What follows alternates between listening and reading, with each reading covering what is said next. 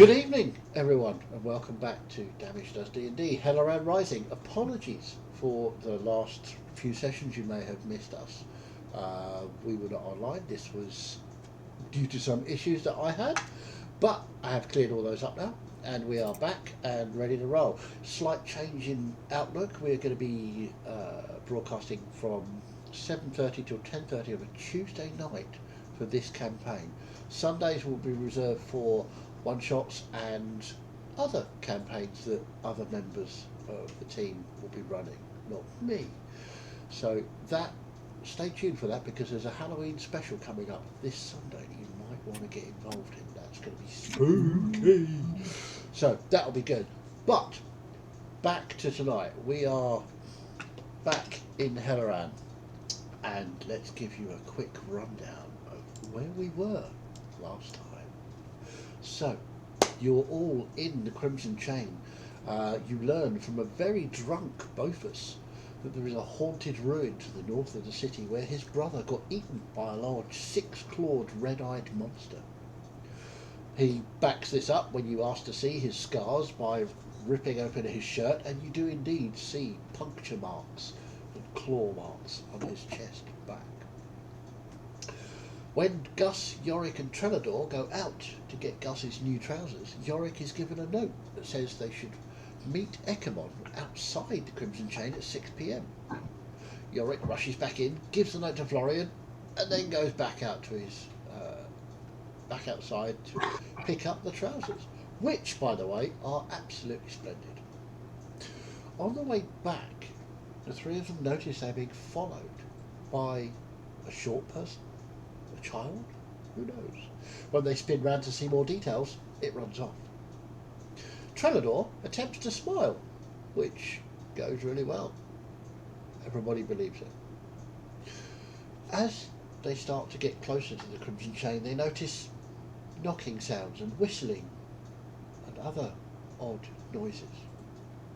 Thinking nothing more of it, approaching the door, they see a figure leaning up against the doorway. Meanwhile, inside the Crimson Chain, the contents of the note is relayed to the rest of the group, and you discuss how to approach the meeting. Celeste relays the tale that Bofus told them to Melissa and Snow, and Melissa deduces this creature would probably be heartless, a fiend created by demons or devils of some kind, that preys on unwary travellers and sacrifices souls to their master. Trelador, when he gets back, asks questions about the box, but doesn't get all of the answers that he wanted. The barman warns you that you're being very obvious for people who were trying to discuss their business quietly. Snow sees people in the alleyway to the left, 2 or 3 people, and a solitary figure on a rooftop, as he scouts out the meeting. The meeting, however, takes place. A tiefling called Collection shows up, makes the transaction with Snow back in the inn, and heads do turn at the sound of the money bag being dropped onto the table, to which Snow is not best pleased. You decide, after Collection has gone, that perhaps somewhere more salubrious might be a good idea, but there is the small matter of the people waiting outside. Snow and Miette persuade the barman to show them a back way out, which he does. They make their way with varying degrees of success, as Miette does get shot a few times and nearly falls off the roof. The man on the rooftop opposite is dispatched and falls off the roof to his death. A wooden stylised M, or is it a bird, pendant is found on it, but very little else of note. The people in the alleyway seem to have vanished. Trelador skillfully manages to rescue Miette from falling off the roof completely, as she appears to be hooked by her belt onto a drain pipe. Making your way back to the more affluent part of the city, you walk accidentally into some sort of marketing event for the Vernoth's shop, and Melissa almost gets spotted by Marion Vernoth. Miette intercedes and distracts her with a tale of illness and flatters Marion, while also stealing 3 of her rings and 1 of her bracelets. You eventually find your way to a palatial-looking hotel, the Foeman's Rest, which costs you 25 gold per room per night. Melissa, Celeste, and Miette go upstairs immediately to their room, and Melissa confides in Celeste about her family, while Miette curls up on the comfiest bed she has ever encountered. The dwarves, meanwhile, along with Snow, Trellador, and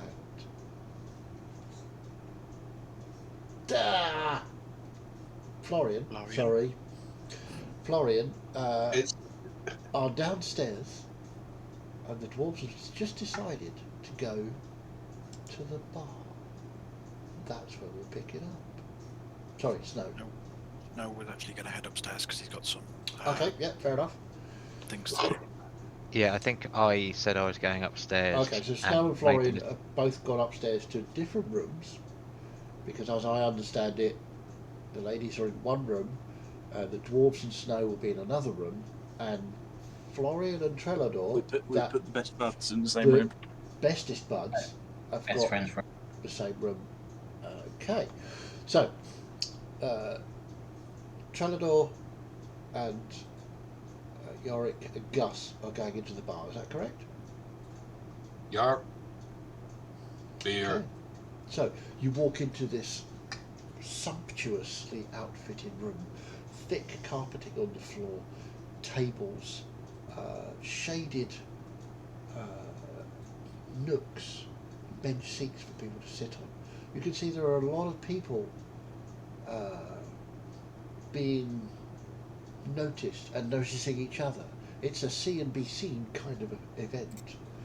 There's a lot of people drinking things in tall, thin glasses with cocktail umbrellas, bits of fruit.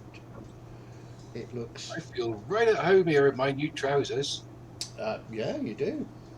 You see there's a lot of elven people, there are a lot of... actually, no, there are not very many elven people, sorry. There are some... there are quite a few humans, there's a lot of half-elves, there are a few orcs dotted about, but it looks to be the cream of society. They're all very well dressed. There are a couple of sorry, I do apologise. No, brain's shut down completely. Cat people. Tabaxi, thank you. There are a couple of tabaxi. Again, their fur incredibly beautiful and luxurious, dotted with a lot of jewellery. There are indeed a couple of tieflings as well. Again, horns ostentatiously decorated. And the quiet social chatter is going on with occasional raised voices where people are laughing outrageously at each other. What would you like to do? Right then, what a beer. Think so? Right, let's get some beer. Go up to the bar. You head up to the bar. The bar is about half a foot above your head. Try the door. Yes. Can you order some beer? I can't see. Okay. I must say this place is much better. It's got a nice soft carpet. And I sort of kneel down and start rubbing my hands on the Do carpet. you stop doing that? It's quality. No, but you have to act like, act according to the place you're in. What does that mean? Never mind. And I'll start clicking. A young tiefling in a white shirt, black trousers comes. Hello, sir. What can we do for you? Glass of wine and two, and I look at the balls and I go, Beer. 4 ale. 4 ales? We don't serve ales here. But certainly, what kind of wine would you like? And he sort of gestures to the back, and there are racks of wines. There's reds, there's whites, there's rosés, there's sparkling, there's champagne, there's all kinds. Sorry, sparkling wine. All kinds of different wines. Did I hear correct? Does he not? Did he say he doesn't have beer? I heard that too. I'm sorry, What sir. sort You, of shithole doesn't have you beer? seem to be I throwing have to your try voice, something sir. else. Certainly, which wine was it you required? Of course, your finest red. Of course. He reaches over and gets a bottle. Just before you pour, how much is that? Would sir be wanting the bottle or just a glass? How much is that? Well, the Of bottle. course, The bottle itself is 250 gold, right. Okay. and obviously just a glass would be, 7 gold. Okay. The bottle or the glass? A glass. A I've glass, said it now. certainly. Pours you a glass out. And was there something else, sir? You had mentioned ale. We don't really do ale. Sure. I'm going to try and jump up to grab hold of the edge of the bar. Okay, And, make, lift my head up. make me an athletics check, please. You'll try and pull yourself up. Oh, I should be alright at this. Oh. Yeah, well, that's an actual 18 for 24. 24, so you get. So your head is now appearing up about there. Oh, hello, sir. What can I do for you? I want you to beer, but you don't do any. What sort of thing might you have? Well, we have Right. wine. Obviously, we have spirits, sherry, port. We have some very fine orcish meads, which are absolutely Ooh. wonderful. That We- sounds nice. That sounds nice. This many meads, please. 4? Yeah. Okay. So, And I'll stick my hand up like this. Go, same for me. Oh. so 8. Very well. You see, he pours meads in little, almost half-pint-sized glasses. He pours I'll 8 look of at the those. doors and go. I think you just do amongst friends, as we were friends now. We should have separate bills because sometimes it gets messy. Oh, certainly, sir. Not a problem. So 7 gold for the wine. Okay, and I'll look around for Snow, realizing he's not there. Money. Nope. Pay most of my gold. Okay. And for the 8 meads, this will be 40 gold, please. All right, here you go. Better be good, mind, or I'll be coming back. Do come back. We serve all sorts of interesting drinks, sir. And what he does is he sort of hands them down to you, leans over the bar and hands 2 of them down to you, puts 2 on the edge, and then hands 2 to you, and puts 2 on the edge. Would you, if you were perhaps requiring a table, can bring the rest to you if you wish. All Oh, right. yes, please. That'd be nice. Marvellous. Do find yourself a table, and the drinks will be brought across. Thank you. So as you go to a table, another tiefling comes out in front of the bar and gathers up the 4 meads that you've left, follows you across to your table, puts them down on your table for you. I will have a sniff and take a good glug of this stuff and see what it's like. It smells quite sweet. And you're sort of, Right. not sure about that. You knock it back and it tastes beautiful. It's like honey, but with a spark of cinnamon, and Ooh. then an aftertaste of slight ginger. It's slightly hot as you drink it. Oh, I like that. Oh, Oh, that's really very good. It is very, very alcoholic. Good. But you're meant to sip it. Oh, as he starts the second one. Okay. Trenador, your wine is unbelievably good. I'm drinking it incredibly slowly. Yeah, it is amazing. It's so tasty. He's doing the mother of all nursing jobs. Yep. Yeah. I can't afford another one. Obviously, you can't drink this too quickly because it's very sweet, isn't it? But it's lovely. I'm not clearing up after you two. You know, I'm probably just going to have this and go to bed. All right, do it yourself. And no games in this pub. It's all in the other place. Isn't Alright, the bit. isn't it? It's a certain amount of decorum that you have to have established. Hey, we come from a posh family. We know how to look after ourselves. Yes, but posh for you people is different from these people. I'm sorry, that was incredibly rude. I am sorry.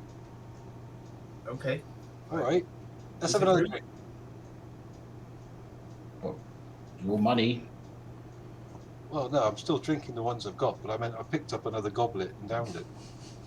So how many's that? That's 3 now, is it? No, that's the second one. That's the Phil. second one, okay. So, you look around and you notice you are causing quite a stir. People are starting to sort of... Ooh, did you see? Ooh, look. Ooh, what are they? Oh, it's you, sir. Yes, there's a lot of sort of hushed whispering and pointing and looking over at you. Maybe this is maybe you two just want to get on with yourself and I'll go sit at a different table. I don't want to, cramp your style. Elidor, stay with us. Let's have a chat. But, yes, okay. I will be. Yes, okay, let's have a chat. I'm not necking. Like, I'm probably just finishing me first. Okay. So I'm not trying to keep up this time. That's fine. As long as I stay just ahead of Yorick, I'll be happy. Like half a glass ahead of Yorick, just to show that I can drink better than him. Fair enough. So you keep doing it, and the whispers and the pointing are growing louder. You can now start to hear some of the words, and some of them are dwarves? No, can't be. But look, they've got beards and everything. Look at those gems. Must be dwarves. No, it might be halflings. Might be halflings. No, dwarves. Yeah, halflings. But nobody's actually courageous enough to come and ask you. So, Trellador, what are you doing here anyway? I mean, apart from like sipping that glass of wine like it's got no life. But I'm enjoying it. Can't you tell from my face that I'm enjoying it? no, you sort of grimace every time you take a sip, as though you've had your pants cut off you. It's a sign of a fine wine. Oh, right, okay. Remind me not to try it then. But I mean, what are you doing then, apart from earning money? Where do you come from? What you know? I'm just trying Yeah, to. I'm not very good at talking stuff. No, neither am I. Maybe we shouldn't talk. You just drink. Oh, we can do that. Well, we might not be able to afford that. But what do you want to know? How many brothers and sisters you got? A random question where you've already met one of my sisters. I've got my notebook out. I'm ready to write that down, Yorick. I have 2 sisters. Oh, right. Well, we saw one of them. She wasn't very nice, was she? What about the other one? Is she nicer? They're about equal. Oh, poor you. Yes, for me. But we don't really need to talk about my family. They're not And where do you come from then? a long way from here. Further than us, because we come from a long way from here. Possibly. Where do you come from? The Circle Mountains, obviously. Never been there. Not many people have. Yeah. I think I'd fit in down there with types. Well, not if you don't drink like that, you won't.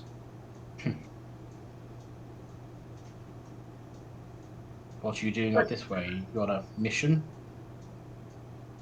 Sort of. We're friends now, aren't we, Gus?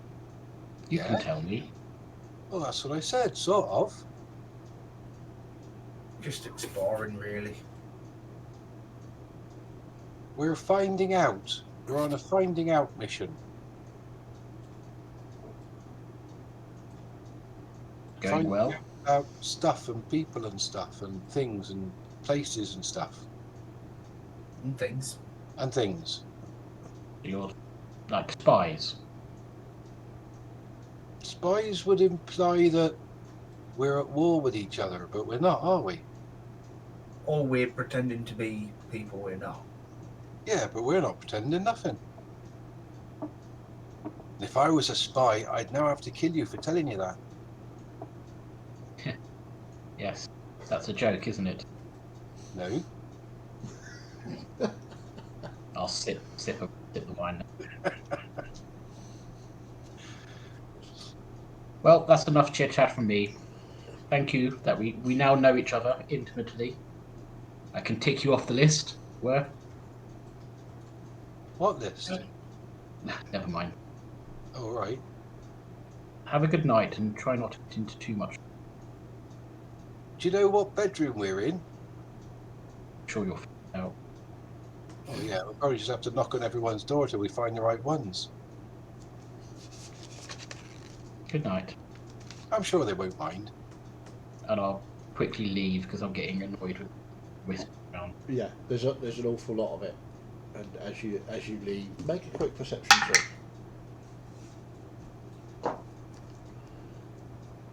5. 5. Yeah, it all seems to be centred on the dwarves. Nobody seems to be noticing you as you disappear. I'll head up to Okay. So you head up to your room, which is currently occupied by Florian. I'll pause outside the door, take a big sigh, compose myself, and like plaster on a smile on my face. And Okay, so Florian, you hear the door open. Trellador wanders in. Yeah. Are there any windows in this room? Oh yeah, yeah. Yeah. Just from previous night's experiences, whilst I was downstairs, I was just going to be having a look out the windows to see what I can see, what's down in the alleyways, what rooftops there are, Make everything a like that. quick perception check.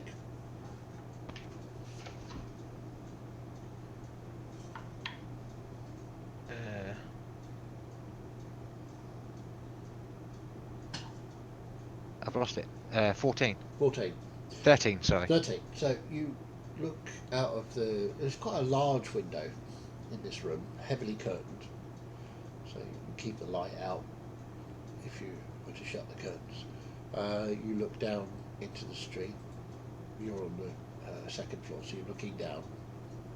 You can see you're on the opposite side to where you came in from. So you're at not the back of the inn, but you're towards the back of it. And you look down into a small street. You could probably it's probably about 10 foot wide. Looks like it leads down to some, you're not sure whether it's a dead end or not, but it's fairly shaded down there. Might turn off, but it's too far to tell. Looking to your right, you can see it goes back up to the main street where the front of the inn is. Yep. Looking along the rooftops, all the buildings appear to be two-storey. So you can sort of see, if you look up, you can see the roof. Most of the buildings are flat roofs with a slight incline, but you don't see anybody or anything that worries you. The streets are lit around here as well. They are lit. Towards the front, where the inn entrance is, there are street lights out there, and there's one about 20 feet to your right of your room, but there don't appear to be any towards the left. It appears to be that's where the lighting stops, but it still sheds quite a lot of light underneath like my window or leading towards other people's windows, because we've got adjoining rooms, haven't we? You have, yeah. Okay, cool. Yeah, and I'll just be finishing, just like looking up and thinking like, oh, howdy, Trellador. Well, Enjoy your evening. certainly know how to spend your evenings. I was just making sure that everything was all hunky-dory for tonight, seeming as though we've had a few run-ins the past couple of times. And is it hunky-dory?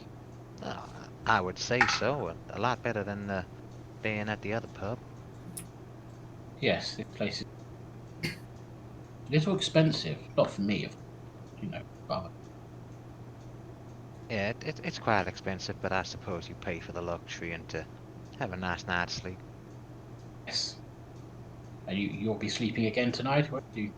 Well, yeah, hopefully. I mean, I'll try and stay awake if I need to. Yes. Be our You'll, little you'll, secret that you fell asleep on watch, won't it? I won't be, tell Melissa. Before Trelador said that, he would have noticed a little bit of a grimace, but also kind of like a biting the lip moment. Fair enough. Fair enough. Well, thank you kindly, Trelador. Yeah, it can happen from time to time. Nobody's perfect, are they? Yes, nice talking to you. I'm going to bed now. Good night, Trelador. Sleep well.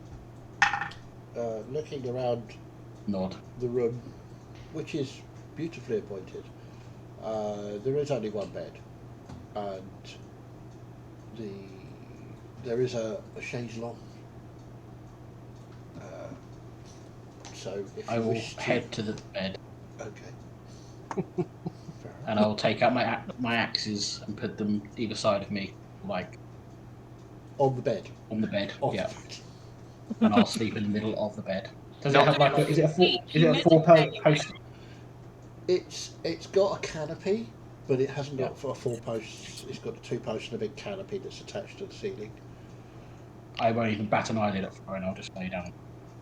Yeah, and I won't make a big song and dance about it, but Florian will just set up, sort of like take one of the cushions from the chaise longue and just set up on the floor rather than the chaise longue, just to Okay. kind of prove a little bit of a point, but not in a bad way. Okay, fair enough.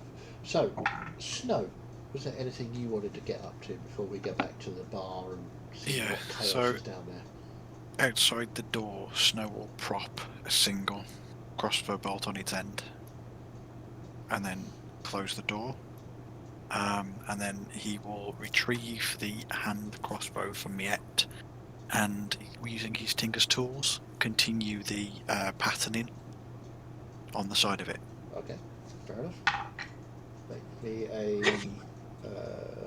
you're proficient with Tinker's tools, aren't you? Yes. So make me roll me a d20 of your proficiency. A Tinker Right, okay. tools check. 14. 14. Yeah, it's carving. You've managed to remember where you got to and what your idea was for the next section, so you quite happily sort of sit there for a couple of hours just carving those in. Anything else you wish to achieve, or is that it for now?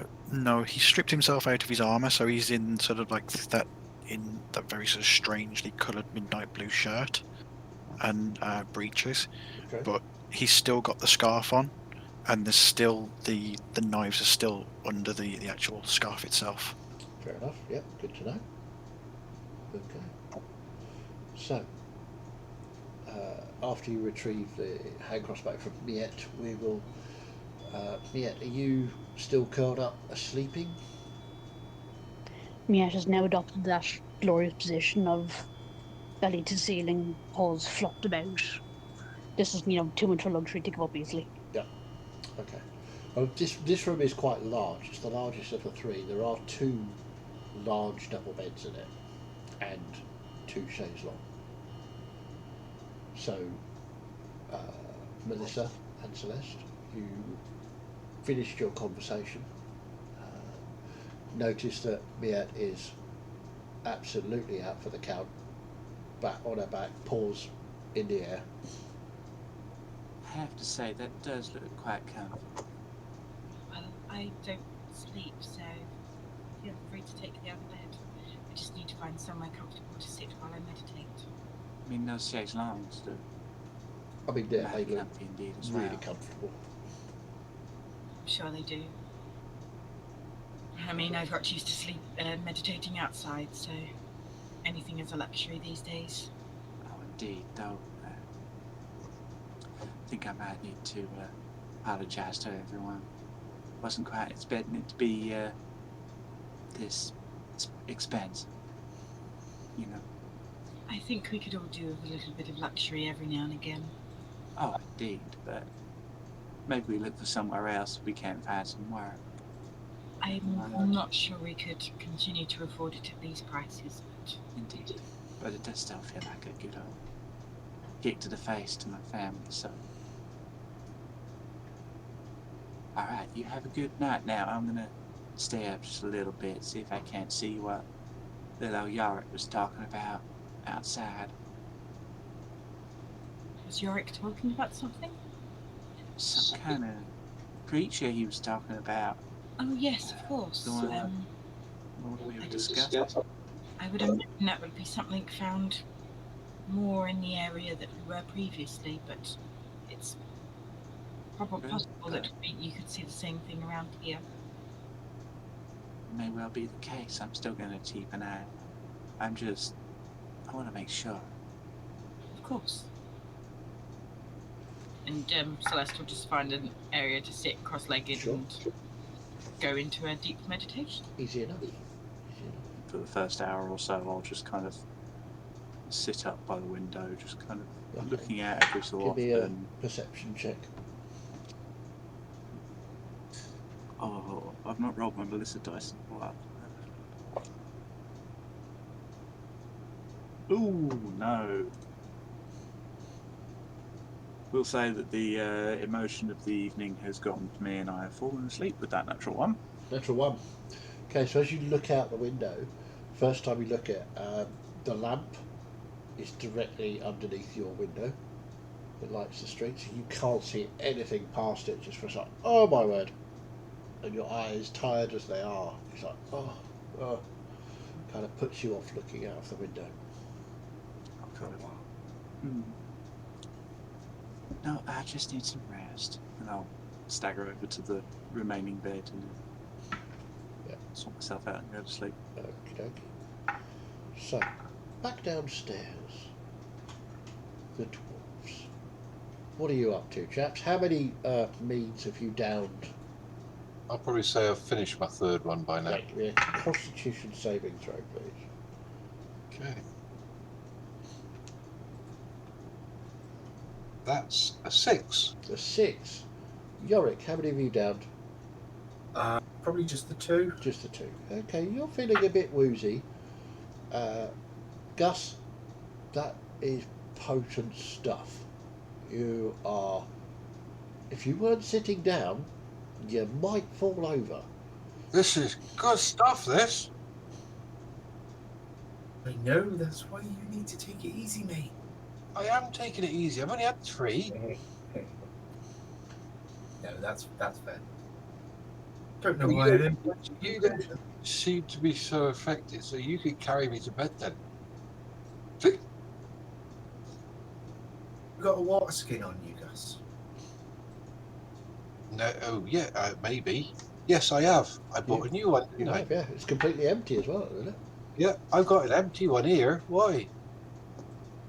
I'm thinking maybe we have a quiet night and we just tip the rest of our mead into your water skin and we can have it tomorrow. I think you better do that though. I probably miss. Yeah, alright. I mean, how much liquid is there in the glasses compared to the water skin? Well, the water skin generally holds what? I would say 4 pints of water. So you've got 2, 3 meads left. So that's a pint and a half. So it's just under. You'll be just under half full. Yeah, just under half full. But shall I just try and tip these 3 in? Go on then, you do that, and I'm a little bit tired. As you've had 2 already, give me a dexterity check, just so you can bring the 2 together, because you are feeling a little wobbly. Definitely good at them. 7. 7. Okay, I'll say you managed to get. You managed to get 2 of them in the water skin. The other one's just, it's beyond you. You marry it up several times and it just dribbles down your fingers. Yeah, oops. Licking my hand, trying to get the. Yeah. People are watching, absolutely transfixed by And I'm these giving two. him directions. No, don't hold it like that. You put it like this. Okay. So once you've finished spilling most of the 3rd glass of mead down the outside of the water skin, I'm assuming you're standing up to go to bed? Yeah. Okay. I would like another Constitution saving throw from both of you. Yours with disadvantage, please, Gus. Alrighty.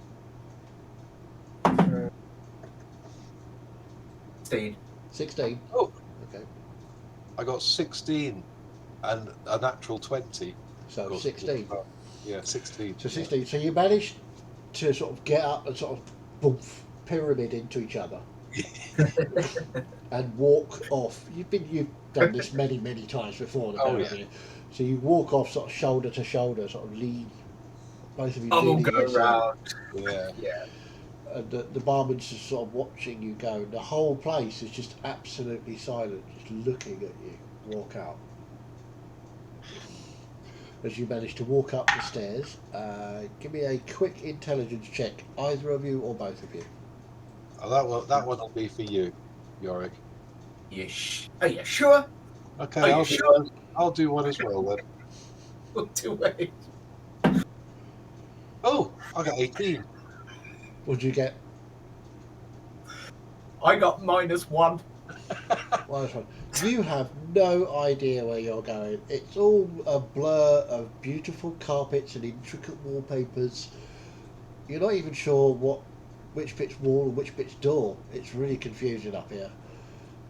Gus, you managed to. You remember somebody saying about the 2nd floor, so you make it up to the 2nd floor. Yorick seems completely lost. He's like, huh? And you sort of look along the corridor. You don't know what numbers you're supposed to be in, but you do see a crossbow bolt propped up against one of the doors. Oh, look at that. Now that's either a sign or a warning. Let's go knock on the door and see who it is. I think we should just steal this fancy stick and run away. You want to steal the By stick? the way, we won't go into bed, will we? Oh. Bed, right. I'll bang on the door. Okay, Snow, you hear bang, bang, bang, bang, bang on the door. Snow will sort of saunter across and just open the door. You see 2 Oh. very drunk dwarves. Is this yours? And I hold up the crossbow bolt. You got the message then. Oh, I'm glad it was from you because I thought it might be a warning that someone was going to shoot you. Maybe I should have been clear before I went to bed, but yes, I'm glad you found the room. We got some orcish mead and it's really nice. Oh my god, it is strong. Do you want a bit? You can keep it, it's fine. I don't really drink. Alright. Look at that bed. Come on, Yorick. I'm going to jump up on the bed and start bouncing around. There are 2 beds in this room. Oh, right, okay. So pick a bed. Well, I'll just click on whichever one's nearest. Okay. But Snow, you see, like Gus runs in, starts jumping up and down on the bed. And then just collapse. Might be a long night, Snow. So, is anybody staying on watch? Snow. I will be staying up for a little bit longer. Okay. So yeah, Snow will sort of watch Gus pass out, and then he will assist Yorick into the other bed. Oh, I was going to share a bed with Gus. Oh, okay. Well, I'll direct him, and so him and Gus are top and tailing, and then he'll pull himself back into his armour. Okay. So the pair of you Florian and Snow make some perception checks, please. 13. 13? 19. 19. With 13, you look out the window, everything is much the same as you saw earlier. No difference really. You wander across to the door, listening out the corridor. Not even a footstep. Everything seems really very quiet.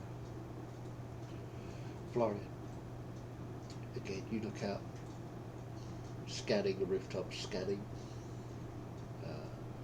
Everything seems to be okay. It's all quiet at the moment. You walk across to the door, sort of crack it open just to look down the corridor. You can't hear them, but you can see people walking along the corridor, going past your room to the end. They go into a different room. You hear them as the door shuts very softly. But looks like other guests in the hotel. But nothing seems to worry you. It all seems to be fairly quiet. So you stay on watch for a couple of hours. Everything seems calm, still, comfortable, luxurious. Are you waking anybody else to do watches? How long has it been for that watch? I mean, you can go 3 or 4 hours. It's entirely up to you. Noel would probably go 4 hours and then make his way in and nudge Celeste. Okay. Yeah, and I would probably go the 4 hours too, knowing that Celeste and both Trellador only need the 4 hours, and then I'd. Okay. Because there's no way I'm waking the dwarves or allowing anybody else to do so. They are far too drunk. I don't know what you mean. But think of the comedy factor. That's exactly what Snow's trying to avoid. Yeah. So there's a gentle tapping on your door. Celeste, you're the first to notice it. As your I would probably be as your sort 4 of- hours is just sort of coming to an end, there's a sort of gentle tapping on the door. Is it? I assume. Well, we've got connected doors, haven't we? The rooms are all connected. Yes, they are. Yeah. So I'm assuming it's one of the. Yeah, it's a connected yeah. door on. Hang on, where are you? On your left. Because you're in the centre room. I will get myself up and sort of quickly make sure I'm presentable and then go to the door and open it. Just Hello. I've been keeping watch. I don't want to wake Yorick and Gus. They have drunk quite a bit. They are both snoring heavily behind Snow. Are you going to be able to sleep in there? I'll be fine. I am used to sleeping in loud places. Being on the family boat is loud enough. Very well. I will keep an ear out then. Can we have a moderator in the chat, please? There's some Oh, yeah, I'm on it. issues there.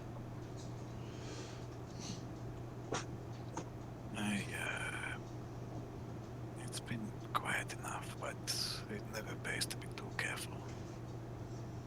I take it Miette told you about the other box. Yes, we will investigate it. Opportune juncture. Just wanted to make sure that you were up to date. Not a lot gets past me. No, I'm seeing that. And he sort of, as you sort of come to be used to him, he's got one of the flick knives, and he just absent-mindedly flicking it around one claw. Well, good night, Snow. Get some well-earned rest. Wake me if there's any untoward business. And he goes across and settles sort of right in the corner, up against the wall and the headboard. Okay. And sort of just goes to sleep with a pair of sort of knives across his chest. Okay, fair enough. He's very, very wary even in these surroundings.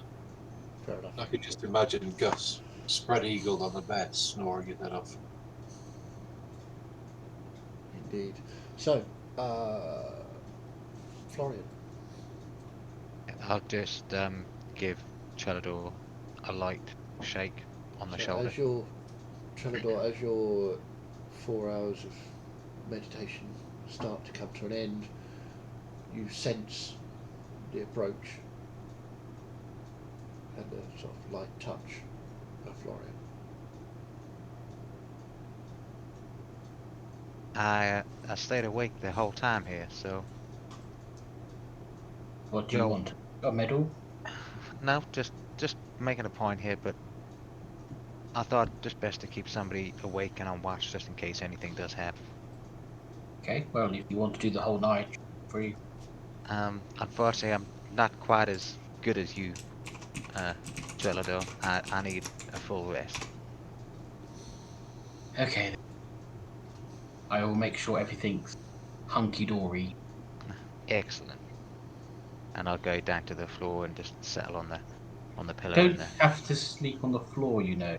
Could sleep on that. It's fine. I'm quite used to it with my traveling and everything we do. I mean, you could have just let me have the room to myself then, if you're not going to use the But then furniture. I wouldn't be sleeping anywhere else. Then would I? I'd be outside. Be more dangerous. Good point. Again, a bit of a bite of the lip, Yeah. and I'll go and fall asleep. Getting on Hope you famously. sleep well. Thank you. Have a good watch. The awkward, it's great. So, Celeste and Trelador, some perception checks, please. It just sounds to me like a little puppy trying to get the attention of or the approval of the big dog. 21. 21. 19. 19. Okay. So both of you, as your companions sleep, sort of look out of the windows, see the light outside your room, Celeste, has dimmed somewhat. And you can see that the city is quiet and peaceful.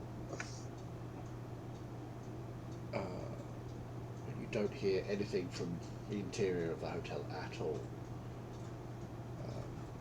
About 2 hours, 2.5 hours in, Celeste, you, just out the corner of your eye, just notice a sort of figure dart from one shadow to another. Quite thin, you think, and it was too quick to notice any details. It seemed quite large.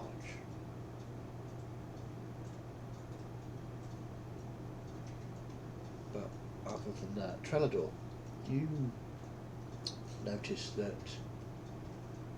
Florian seems restless, starting to maybe mumble a little in his sleep. It's all a bit odd. You're not sure if this is normal. You've never spent a night in a room with Florian before. I'll sort of stand over him with like a quite disgusted look on my face, knowing what to do with it. But try and listen to what he's saying. Okay, make you've got 90 for your perception, so he's saying words. It's exclamations of pain. So, oh, ow. It's very odd. Trying to have a bit of a smile on his face. He'll stare at Florian for a little bit. Just make sure no one else is in the room. There's nobody else in the room. I will pull the blanket over him, make him a bit more comfortable as he's sleeping. Okay. Oh, Oh, sweet. Florian. Even though and then he will double check the room again, even though he knows. anyone else. Yeah. So looking around again, nope, definitely nobody in the room. I might even take a pillow off my bed. Okay. What I will do though is before he wakes up in the morning, I will remove that pillow. Okay. So you're putting it under his head, or what are you doing with it? Yeah. Okay, make me a sleight of hand check, please. Oh dear. 17.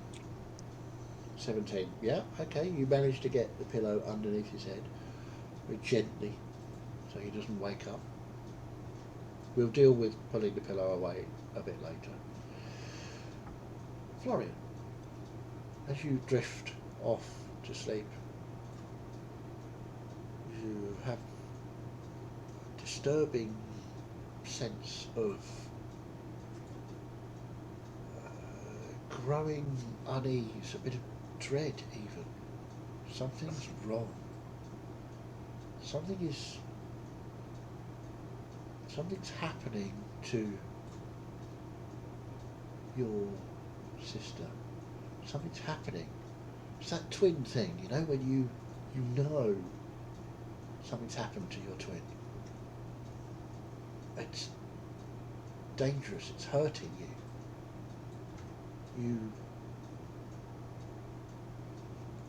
On your chest, on your pectoral muscles, you feel great heat.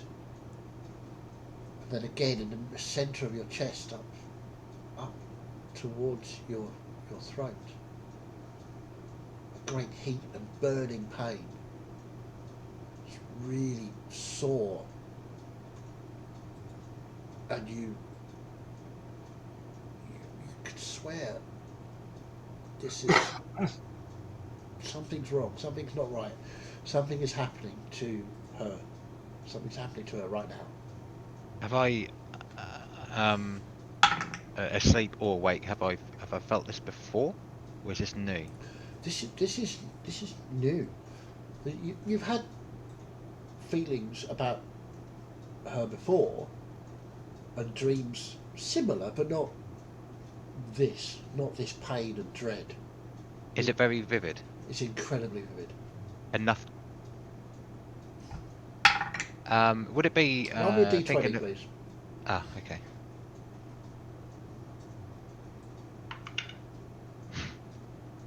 Two. Okay. It's vivid enough. You wake up and you're shouting her name. You sit up, bolt upright, shouting her name. Shit. Okay. I do exactly that, and kind of. I think Trellador would see me startled and Yep. and sweating. You just hear it over in the other room. Make a. What's your passive perception? 13. I'll say anybody with passive perception over 16. I'm awake. What does that mean? Yeah, you'll hear it definitely.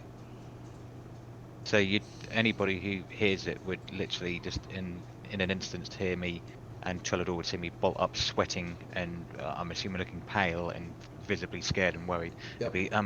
It'd be like, Dakota. Are you okay? Something's not right. It's a dream. No, I don't know how it is. Your sister. Are they twins? Have you got twins, or are you all different ages? Me? Yeah.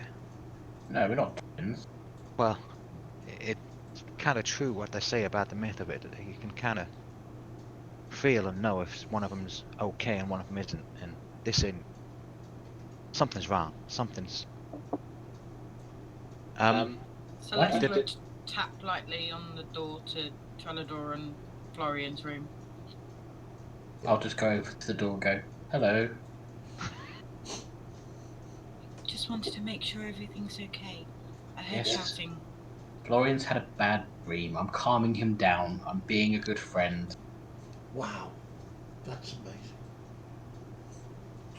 The chat is just amazing at the moment. What have we done to Trelador? Have we broken him? Very well. If I'm not sure if one's gone hunter.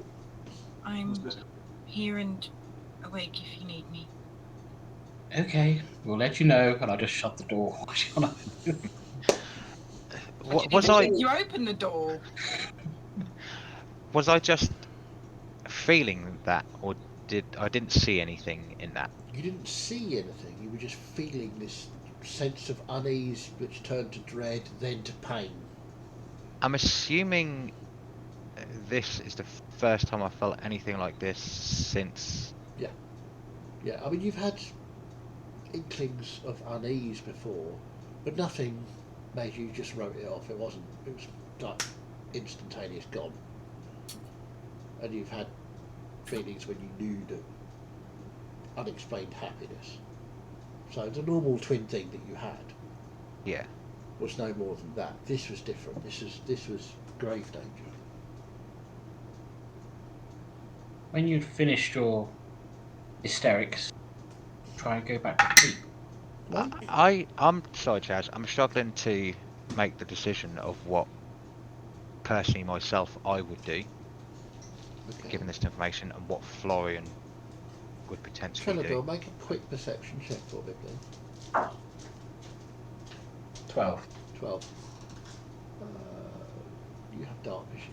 You notice that there's a bit of blood soaking through through Florian's shirt.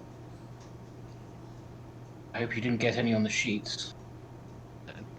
What are you on about, Trelador? Any of what on the sheets? You're bleeding. As you look down Points. at those points of pain, you can see, as you open your shirt, you are indeed bleeding from 3 different points on your body. That's interesting. In the same area, or like as in across the chest? 3 As in 2, 1 on each pectoral muscle and 1 just on the below throat. your clavicle here. Just under the bone. Just wait there, Florian, just a minute, and I'll just slowly walk over to the door where Celeste was sworn, and open the door again. Celeste, we might need you. Very well. And I'll just Yes. I won't make any comment about it. I'll just go straight through. He seems to have injured himself while sleeping. He's odd. Do I sense that there's something more to this than Trelador's letting on? Make a perception or insight. It's entirely up to you, whichever one you want to do. That's a natural 18. Perception and insight are exactly the same, so 23 either way. 23. You look, and Florian is. It looks like he's been sweating. He looks visibly upset, and he's bleeding from 3 points on his chest. And he's sort of sat bolt upright, and is really looks incredibly worried. While he's distracted with that, I will quickly grab the pillow and put it back on the bed. Give me a quick sleight of hand check. 17. Yep, no problem. I'll make my way over to Florian. What's happened? Are you okay? I'm trying to explain it to Trelador. I have a twin, and that myth, that kind of twins can feel and know what the other one's doing, kind of true.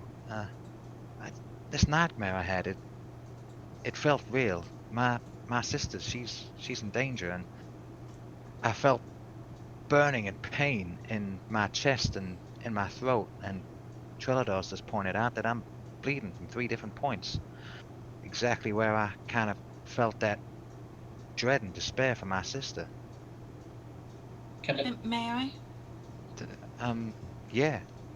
While Celeste is healing, I'm just going to search his bedroll just to make sure he hasn't slept with spikes or something. Okay, make an investigation check. I want to examine the wounds to see what kind of, if I can figure out what kind of thing has caused these wounds to appear. So make a medicine check. What did you get your investigation? 8. 8. Can There's nothing obviously spiky apart from, normal shit. I'm proficient in medicine as well. Seeing Uh-huh. that Celeste is doing this, can I assist her in any way as she's Sure, looking she can through? have So I advantage can. with that. Oh, good, because I rolled a 2. Oh, okay. Yeah, that would be good if you had advantage then. That's a lot better. Dirty 20. Okay, with the 20, you sort of peel back Florin's shirt and you can see right in the middle, just under his clavicle, is what looks like, almost like somebody branded him with something, some sort of hot metal. You can, as you pull back the shirt, you can smell that burning flesh smell. And the 2 wounds on his pectoral muscles are similar, larger. And as you sort of clear away the blood, you can see that the wounds are almost cauterized, so they're almost healed, and they're stopping bleeding now. But they are in the shape of a heart, all 3 of them. And do they look fresh? They do look very fresh. They're So still- I'm they're still assuming sort of either something slightly weird is bleeding. going on or Chelador's been getting kinky Those with would Florian be while he's asleep. the only 2 options, yes. The only 2 options. The only 2. Something weird's happened, or Trelador's being kinky. These. I'll give you 2 guesses what Grumpy Bear decided was the answer. Well, we all know what Grumpy Bear's decided. These wounds. Whatever's been damaging you, it's been cauterizing it as it's going. But it's heart-shaped. Did you like stating the obvious, don't you? Sorry. Carry on. Does that? They Sorry, seem sorry. fresh. As if it's only just happened to you. It's literally not just happened to me. It's my sister as well, and Chaz. Does that ring any bells of anything to do with the temple or anything I've read to do with Well, monsters of ill deceit? You work for the Heartseeker. You are her appointed bodyguard and follower and companion. You both work for the Temple of the Broken Heart.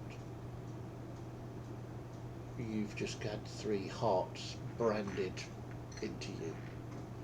Doesn't take a genius to work out these things might be related. But the Temple of the Broken Heart, the sigil has a cracked heart through it, does it not? No, it doesn't. The sigil is. Isn't it? I drew it. That's Okay. interesting, isn't it?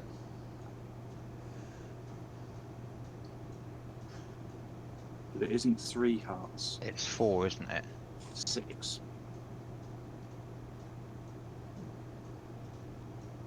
Yeah. That's what Melissa's amulet looks like. So that's the amulet, but the heart shapes 1, 2, 3. Yeah.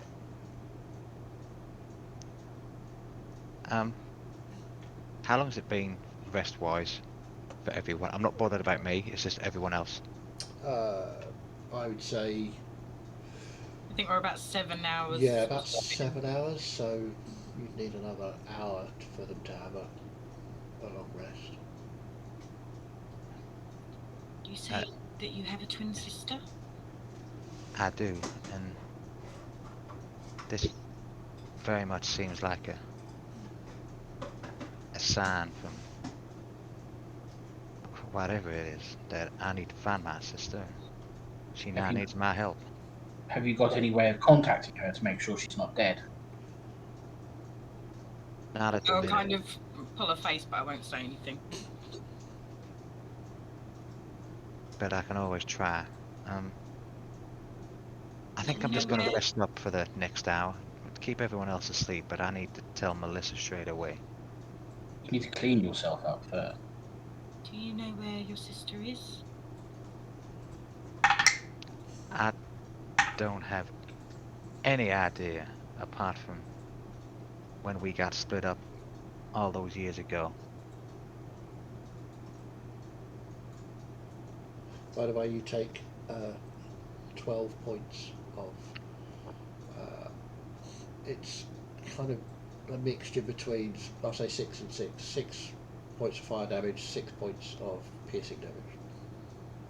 Fuck a duck. Who's almost dead now. It hurts. It hurt Yeah. a lot. Then, seeing this, I will throw a cure wounds on. Don't think I can double down on. No, I got the in my starry shape anyway, so that's not a thing. I will do a level 1 cure wounds. Well, maybe you should go and speak to Melissa and. You get 8 hit points back. What a really good guess of the number I put into my box. Thank you. So now knowing that so I didn't realise that done me damage, Chance, but now Yeah, knowing sorry, that I has mentioned done that, that earlier, sorry. I'll be like, if you two can just keep watch, and I'm gonna try and get down and get a full night's rest, and I really need to speak to Melissa when the night's over,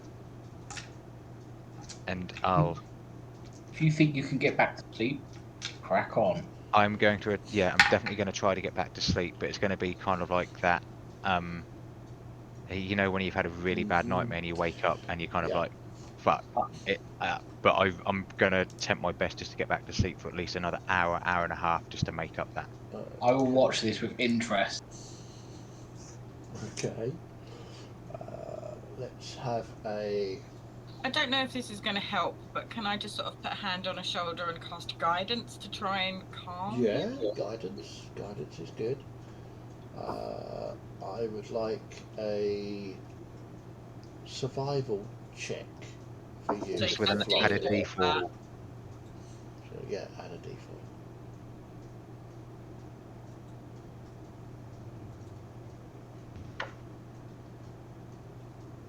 I dropped a D4. Of course you did. It's alright, somebody will stand on it and find it. 13. 13. Yeah. You managed to, through some of the techniques you've learned, manage to calm your mind and still yourself so that you can rest and sleep. And you drift. Just before you fall into a deep sleep, you see a quick flash of Dakota with the same 3 wounds before you fall to sleep. Exactly the same, or are they mirrored? Exactly the same. Well, they would be mirrored, but exactly the same. It's triangular anyway, so whatever. Yeah. It would be, looking at it, we see no difference. I would just sort of quietly say to Trellador in Elvish, keep an eye on him. Oh, I will. I also saw a figure darting in the shadows outside, so I don't know if it means anything, but keep an eye on that as well if you can. I will keep an eye on both things at the same time. Chaz, so just one more question. So, Sure. just before I drift off and I see that flash, do I see anything? Do I notice anything in the background to give me any clue as to Give me where? Give me a perception check at disadvantage. Yeah, that's fair enough.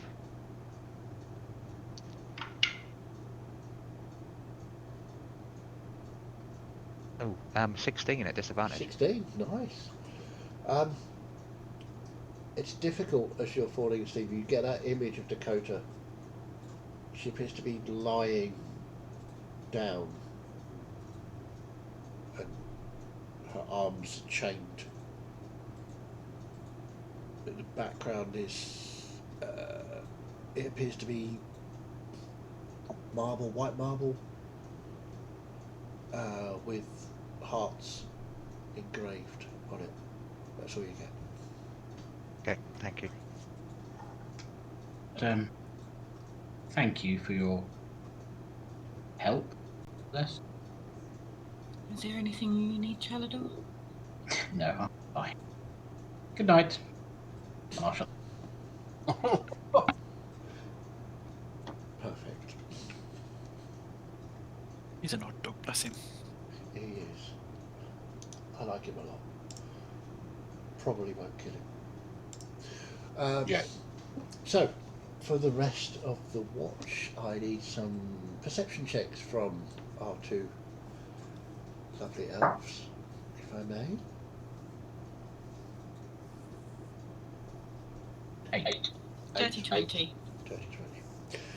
8, you are quite concerned about your roommate, Florian. He seemed to be calm, but he sort of tossed and turned a bit again. You thought it was going to happen again, but he's calmed down again, so who knows. Celeste, on edge because of what's happened. As you're standing looking out of the window, you again see this figure, slightly more detail this time. It sounds like what Yorick described. As it flips through the shadows and disappears down what you imagine is a storm drain of some kind near the road where the front of the inn is.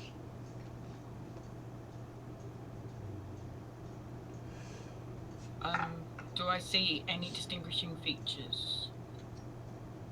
Not, Apart from not tall really, and thin. really. So it seemed to be hunched over while it was running, maybe carrying something, possibly another body.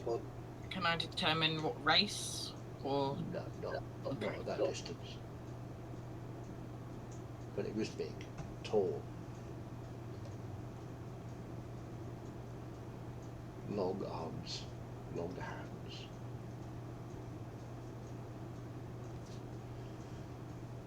Nothing else of note happens until the morning time comes. You can all have your long rest. I'm assuming I had my long rest already, so I've still got a level 1 spell slot marked off. Indeed. Gus and Yorick, Constitution saving throws, please. Natural 1 for 4. Perfect. 14. 14. Yorick, you feel a little bit of a headache, but nothing that a hearty breakfast won't solve. Gus, you feel awful. Oh. You wish you were dead. Your head is pounding.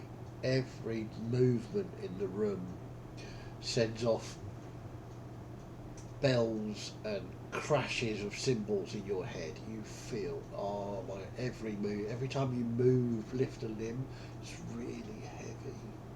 And you just want to die. Or have some more mead. You're not sure which. Shouldn't that be the other way around? I was the one who got the natural 1. That's what I said. Oh, Gus. sorry. Gus, Sorry. all of that to you. Yorick had a bit of a headache, nothing a good I thought you breakfast said it the other way around, sorry. No, definitely not. Are you confusing our names, James? I do. Because they're very Bring similar. us! I know. Oh, I'd say never again, but I wouldn't mean it. Oh, You know what you need? Where's that water skin? I need to sleep till tomorrow. There with the dog, mate. Oh, I don't even know if I could do that. Are you going to try? Yes. I will put it under his nose. Okay. Under his nose. Under his nose. Okay, make another Constitution saving throw. Okay. Be a bit mean to let you react to that one. 11 this 11. time. You sniff it, and you don't actually vomit, but it just, the bile rises in the back of your throat, and you think you're going to vomit. You manage to suppress it, and you just sort of push the mead away. Oh, I feel better now. Oh, You don't feel better. no. No. So, When Melissa wakes up, I will quietly, again in Elvish, because I'm trying to, keep Florian's privacy a little bit, as much as I can. Just sort of explain to her what I know about what happened, but tell her that he wants to talk to her this morning in more detail. That was a lot to take in. All right. Whilst they're Self-presentable. I need to be ready for this. whilst And they I'm have that hurriedly conversation, Yep. getting up and waking myself up. Okay, so I would clean myself up a bit more. Yep. And then sort of like within 5 minutes go and knock on their door. okay. No would wake and then sort of like quite sort of spryly hand spring off the bed and sort of flip and land in the middle of the room, and then that languidly cat stretch. Yeah, Gus, that doesn't make you feel any better. Let it go off. Celeste would open the door and just, depending on whether Melissa was ready or not, just sort of. I'm probably just about finishing up, tying up hair and stuff. She'll be with you in a moment, Florian. And then I'll go and knock on the other door to the dwarves and Snow's room. Okay. So, Snow, Yorick, you hear a knock on the door. Gus, you hear thunder, apparently. Snow would sort of like go and open the door, and then with one claw around down the sort of the inside of the door that would usually go into the frame, would just drag one claw down the middle of the door. You horrible man! Is he okay? He drank a little bit too much last night. His head is a little bit sore. Should I help him with that? Oh, he'll be fine. It's character building. Let him suffer for a bit. He might learn a lesson, but then again, maybe not. Not from my experience of dwarves and drinking. True. I thought I should let you know that the shadow Yorick spotted outside the Crimson Chain. I think I saw it last night. Oh, right. Tall, thin, quite large though. Seemed to be carrying something. Long arms and legs. Disappeared down a storm drain, I believe. Sounds all very familiar. Good to know I wasn't imagining it. I just thought that I should let you know, because you did ask if I saw anything to let you know. But it didn't seem in any way dangerous to us in our situation, so I didn't want to wake you. Just I wouldn't have been very happy. I was enjoying my sleep last night. This was mostly directed at Snow, but a little bit at Yorick as well. Yeah, he would sort of like just move. So, are we going down for breakfast? Maybe, Jen? I believe so. There might be something on the horizon with Florian, but I'll leave that for him to talk about. Okay, so as you guys go to breakfast, Miette, you awaken all this noise and hubbub. What would you like to do? I will make the bed impeccably because I'm a well-trained kitten, and then I will pat the bed lovingly and tell it I will miss it, and then join the others for breakfast. Okay. The bed doesn't say anything back, but you get the feeling that you could be very good friends with this bed. So the rest of you troop down to breakfast. Trelador, are you going to breakfast as well, or are you? No, I'm going to stay with Florian. Okay. Like a good friend. I'm gonna let everybody else go, and I'm gonna kind of knock on their door between them. Miette's holster is surprisingly empty. She goes to breakfast as well, because I have it. The hand crossbow. Yeah, she gave it to you. Well, I thought you intimated that she was asleep when I fetched it, so. Oh well, yeah. Okay, fair enough. So we'll deal with the breakfast gang shortly. Morning, Hello. I was told Florian had a little bit of trouble. You want to speak with me? He had a bit of drama last night. Now I think he had some weird dreams. He should tell you, really, shouldn't he? Come in. Yeah, I think that'd be wise. Florian, you right, honey? Um, not entirely, Melissa. And I'll turn round, and as I turn round, I'll kind of just do that so she can see all three. You can see 3 symbols of Temple of the Broken Heart. Burnt, it looks like, into... I think you said they were just single hearts. They're symbol, but not the conjoined one that's on your necklace, just hearts. But you've known the temple to use those as well. They're on decorations everywhere. So, what does this mean? You mentioned a dream. What did you dream about? Well, I didn't see anything. It was, Dakota. Told me about her a few times. That kind of twin thing came into use last night, and I felt that she was very much in danger, and she was dreading something, and something was happening to her, and I felt my muscles here, my pectorals here burning, and then I felt the bottom of my throat burning. I woke up in a startle, and then Trellador pointed out that I was bleeding from these. Those wounds look kind of cauterized, but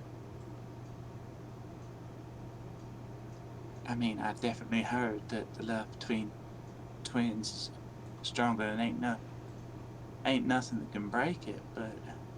I mean, I don't think he was that concerned about her because he went back to bed afterwards. Sorry, just pointing out facts. I'll be quiet. I take a moment, filter out what Trellador just said. I'll back away. There's been a lot happening with a lot of these symbols. I think we need to think about tripping on down back to Dar. I thought that last night, and it was quite lucky I did go to sleep. Oh, and whilst I think of it, Chaz, as of going back to sleep and seeing that flash, Yep. I am going to quickly sketch out seeing Dakota chained up, and then the walls in the background with Well, it the wasn't hearts. the walls. It was. If she was chained up against a wall, you could see basically just around her head and her arms, because her arms are chained like that. Yeah. But in Okay. here, on the marble, you see Yeah. marble, white rock, white stone, but polished, were Yeah. heart engravings. So I will draw that as she's like chained up again on the wall, and do that, and then point out all of the description of it being white marble, stone, rock, something like that, and Dakota being chained up to Melissa. The temple back in Dar was the structure of that white marble stone.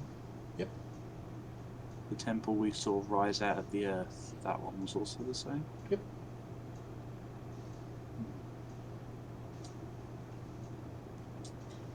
I don't know where it is, but it looked very much like the temple from Dar, or that one There with is a look of grave concern on Melissa's face, more so than just concern that Florian's been hurt, but there is concern of something big that she is thinking about. I know.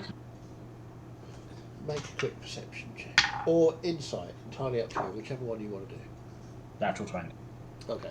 Yeah, you notice exactly this. She looks incredibly concerned, and you get the feeling it's not just the injuries that Florian's had, or it's more about what he's describing.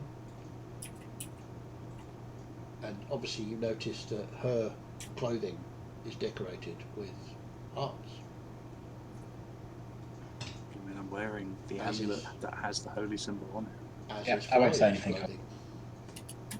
What are we to do, Melissa? Are we going back straight away? I feel like I This is need to do such something. This is so concerning, and what with the temple rising out of the ground. I think we need to head back to Dar. Yeah. And I'll say a bit more softly in Infernal to Florian.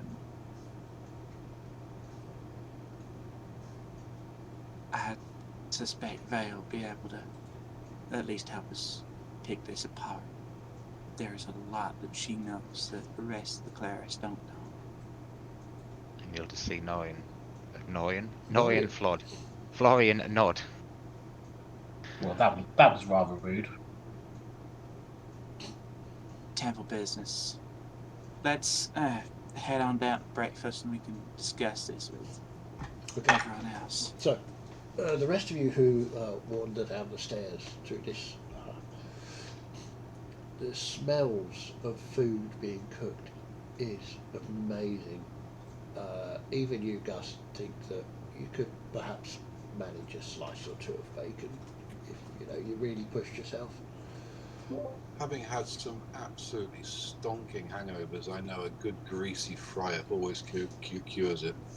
Okay, so you get. Chad, sorry. Yep, sure. Weird question. In the rooms, what we were staying in, were there like taps? Were there like sinks, basins, or anything like that? You've or is got a there- bathroom suite, Yeah. as it were. So before we would have left to go downstairs, Florian would have made sure that his 2 water skins were full to the brim with water. Okay, fair enough. So, as the rest of you go downstairs and you are directed to the dining room by the smiling tieflings that were in the bar last night. Some of you recognised them from the bar last night, those that went to the bar. Well, some of those that went to the bar.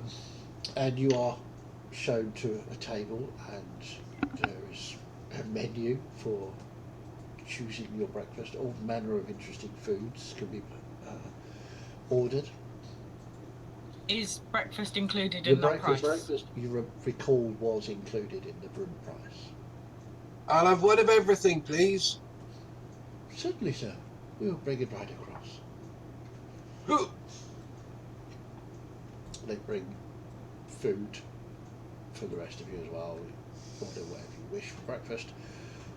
Gus's plate arrives, and another plate, and another plate, and another plate. You've pretty much got one of everything. Oh, I'm feeling a bit better now. Okay, so you're well tucked into your breakfast when Melissa, Florian, and Trelador join you and start eating as well. It was just about that, yeah. We had to. Well. Oh, there's a lot to talk about. And First of as- all, So I was just going to say, as Florian sat down, he'd put a hand on Trelador's shoulder and just quietly say, "Thank you for last night. Much appreciated." I didn't do anything. You're welcome. First of all, I gotta apologize for wasting our money a little bit, but I at least hope that the night was nice and comfortable for us all. I wasn't expecting to be in such a mood last night. So, not the best. Now, I don't know if we've got any plans or where we're gonna head or what we're gonna do, but with things that have been happening, what with what we saw outside the city and something that happened last night, I'm getting a strong sense of needing to, and I kind of give Snow a kind of apologetic look. I'm getting a sense of at least myself and Florian need to head back to Dar.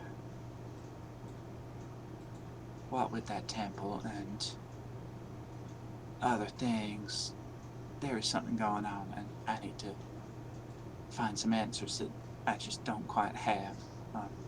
You know? Just on the tip of my tongue, but I don't quite know the right answer to. Well, if you'll have me, I'm happy to come with you. I don't really have anywhere else I can go. I'm just sort of making my own way around at the moment, but I may be able to secure you more convenient passage.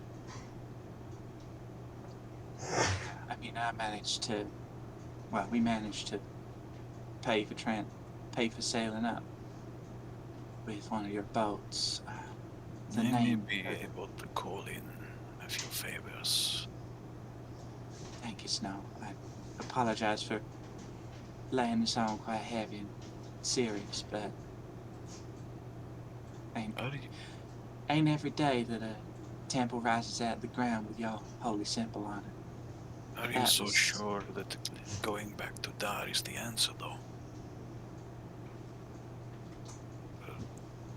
If you don't mind me being blunt, running back to your temple as soon as you encounter a first hurdle seems hasty. No, it seems hasty, but I don't know anything about that temple what rose out of the ground.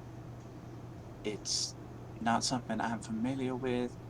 I was just as surprised as y'all were when I saw those symbols up on the walls. The only person that I know that knows more than me about this faith is our high priestess.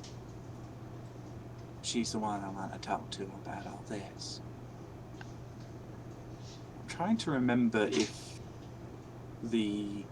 I knew that the fog was trying to convince Trellador to give it the heart that was in the box.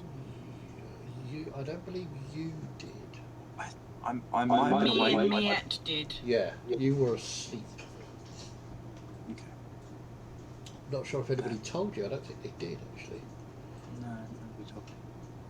But as I say, it's I think that. Miette might have made a comment about it, but I don't know how detailed that would have been. Probably not very.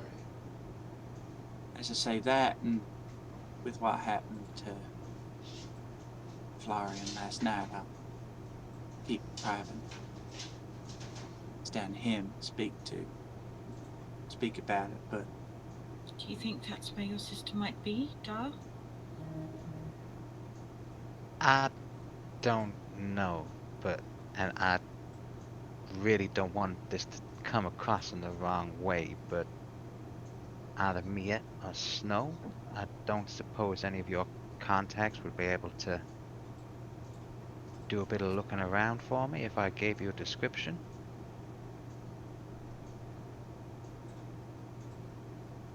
No, my contacts are scattered. I can speak to some of the other scouts, and they can keep their eyes open. We have ways of communicating, but there's no guarantees. We stick generally to the docks and the marketplaces around them. With your knowledge of traveling about quite a bit as well, Snow, if you were to send a letter from here to back to Dar, would it travel by boat, or is there other means it would do so to be quicker? It would travel by boat. Yeah. Everything goes by boat. Yeah, okay. I don't know if it would possibly get there quicker than. It would definitely get there quicker than on foot. Might well be a wise idea, but well, a letter getting there quicker than us getting there, to say the least. I don't know, but Well, I'm thinking if we're going to Dar on a boat, there's no point sending a letter because it's going to be the same boat we go back on. that's true. But as I say, our temple's quite young. The temple we run is quite young. It seems the symbol's been around for quite a while. Would seem your symbol hasn't always had the same meaning from that temple I don't that rose out of the ground. And I kind of lift up the amulet to kind of show it. As far as I'm concerned, each one of these hearts represents a different form of love, whether that's attraction, true love, familial love, friendship, stuff like that. I understand if none of you want to come with us on this venture completely, and I do not dislike you or anything for that if you don't, but we're definitely going to go, and the sooner the better for us, or for me, I believe. If you decide to come, I will fill you in on what happened, because something like this needs truth and honesty for us all to bond together and know what's going on. No, we'll lean across to the dwarves and say, if you're on a scouting mission, learning about the world, this city may be a good place to learn about a few of the more eclectic peoples. Oh, that sounds like fun. Write that down, Yorick. Do I... Oh, they're speaking in Dwarvish, it's fine. A few of the more eclectic belief systems. Oh, they have a belief system based on eclairs. That's great. Strange, eclectic, strange beliefs. Well, Just good. It was eclairs. I Although- prefer. Although a belief system based on eclairs may be not be a bad idea. Keep a note of that one. That one might be interesting. I'll write that one down. Write that down, Yorick. I just so want Snow to just kind of say that out loud, and for Melissa to just respond, "Oh yeah, I know about that temple. They sell wonderful little eclairs. They're just delicious." So, I wonder if they worship a god of bakery. Would be something. I think there's about 3 temples to that down in Dar. so whilst you're having this conversation, what we're going to do is we have a quick break because we've been going a while. Grab a drink, etc., and we will see you all very shortly. I'll just pop you onto the break. So, bye for now.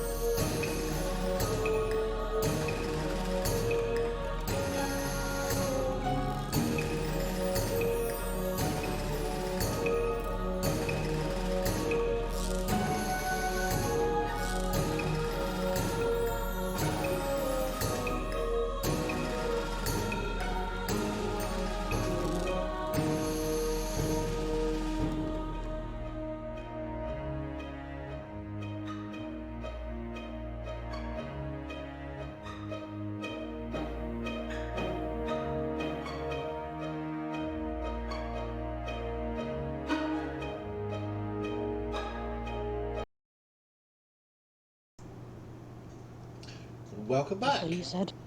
for from our little break. So, as we left, you were discussing the possibility of getting a boat down to Dar, or sending a message to Dar, or what would you like to do exactly? So, plan then. I mean, I will come with you because I couldn't possibly see my life without you gods. We'll come with you, Eric. We've got to find something that sells eclairs. Yeah, something like that.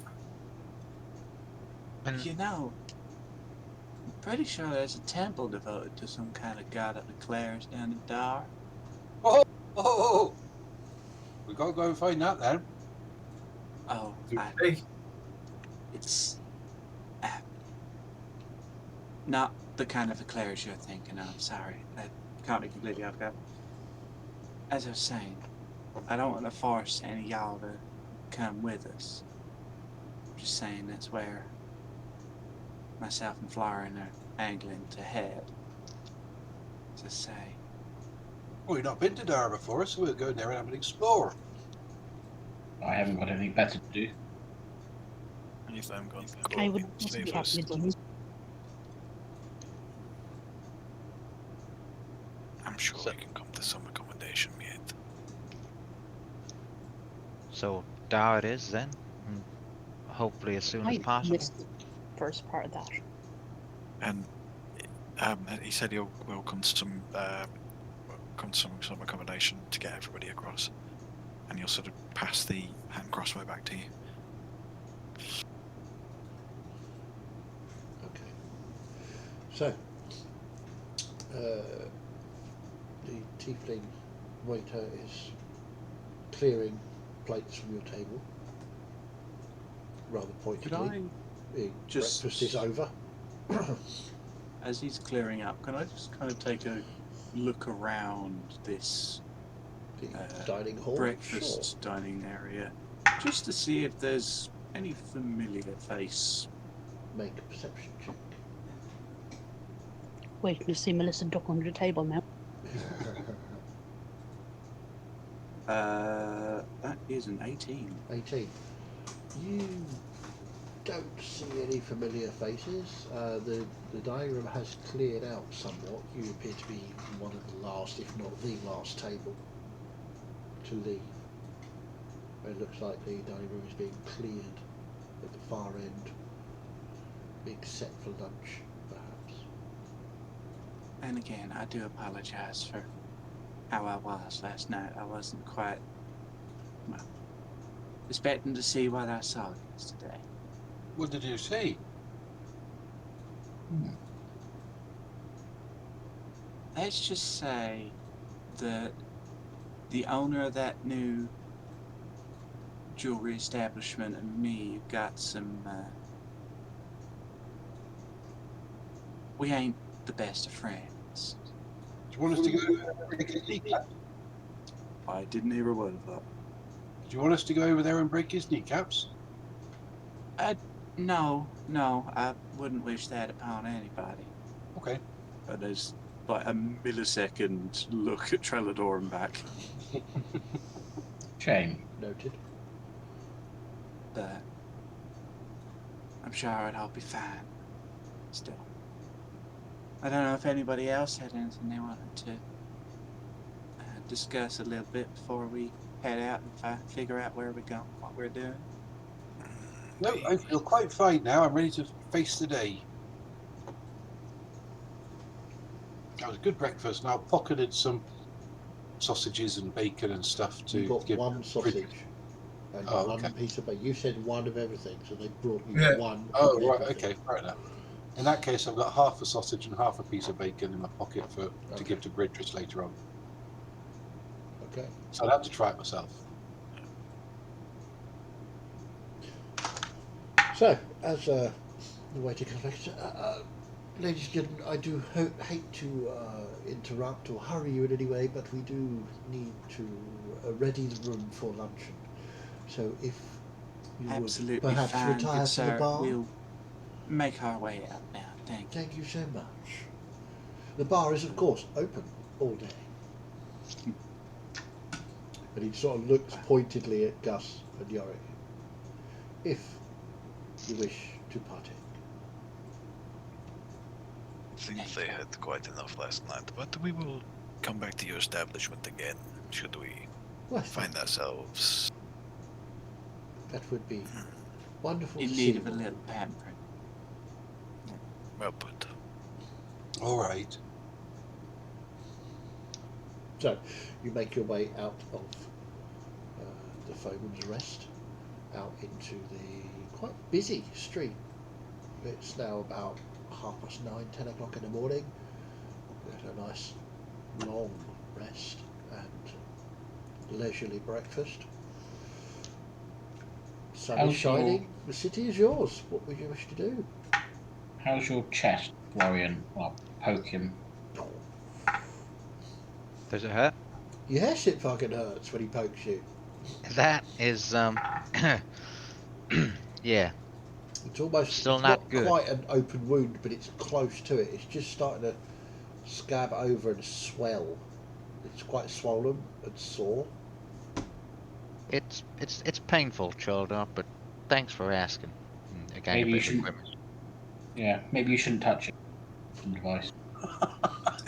Would So recommend avoiding putting any pressure on it if you can and making sure it's clean every day. That's how I managed to keep these scars clean and neat and nice. I will take that into advice. We heading straight down for the docks then? Well, I think Snow was going to Unless tell our anyone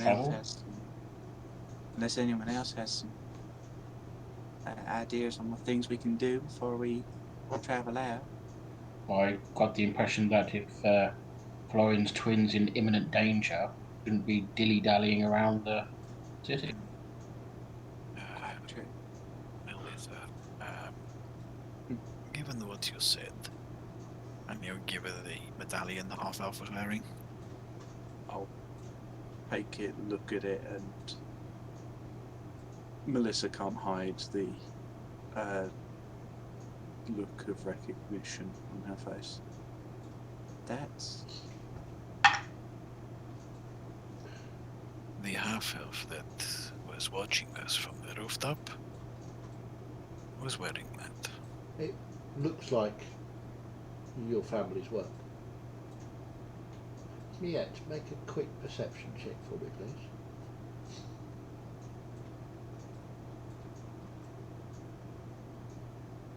I may or may not have been waiting for this.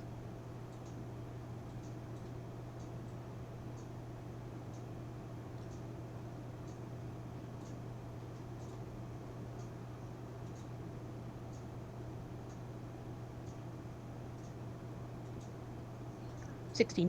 16. As Snow gives this necklace or pendant or whatever to Melissa, you see it's the same shape as that bracelet you took. Same emblem on it. What you do with that information is, of course, entirely up to you. Mieta's going to do a very typical Miet thing. Okay. I recognise that. sorry, I was a bit distracted. You Same see that as- I recognise that. It's the same on this on this bracelet. Where'd you get that bracelet? As a gift for you. Oh, wow. Yeah, the symbol is absolutely identical.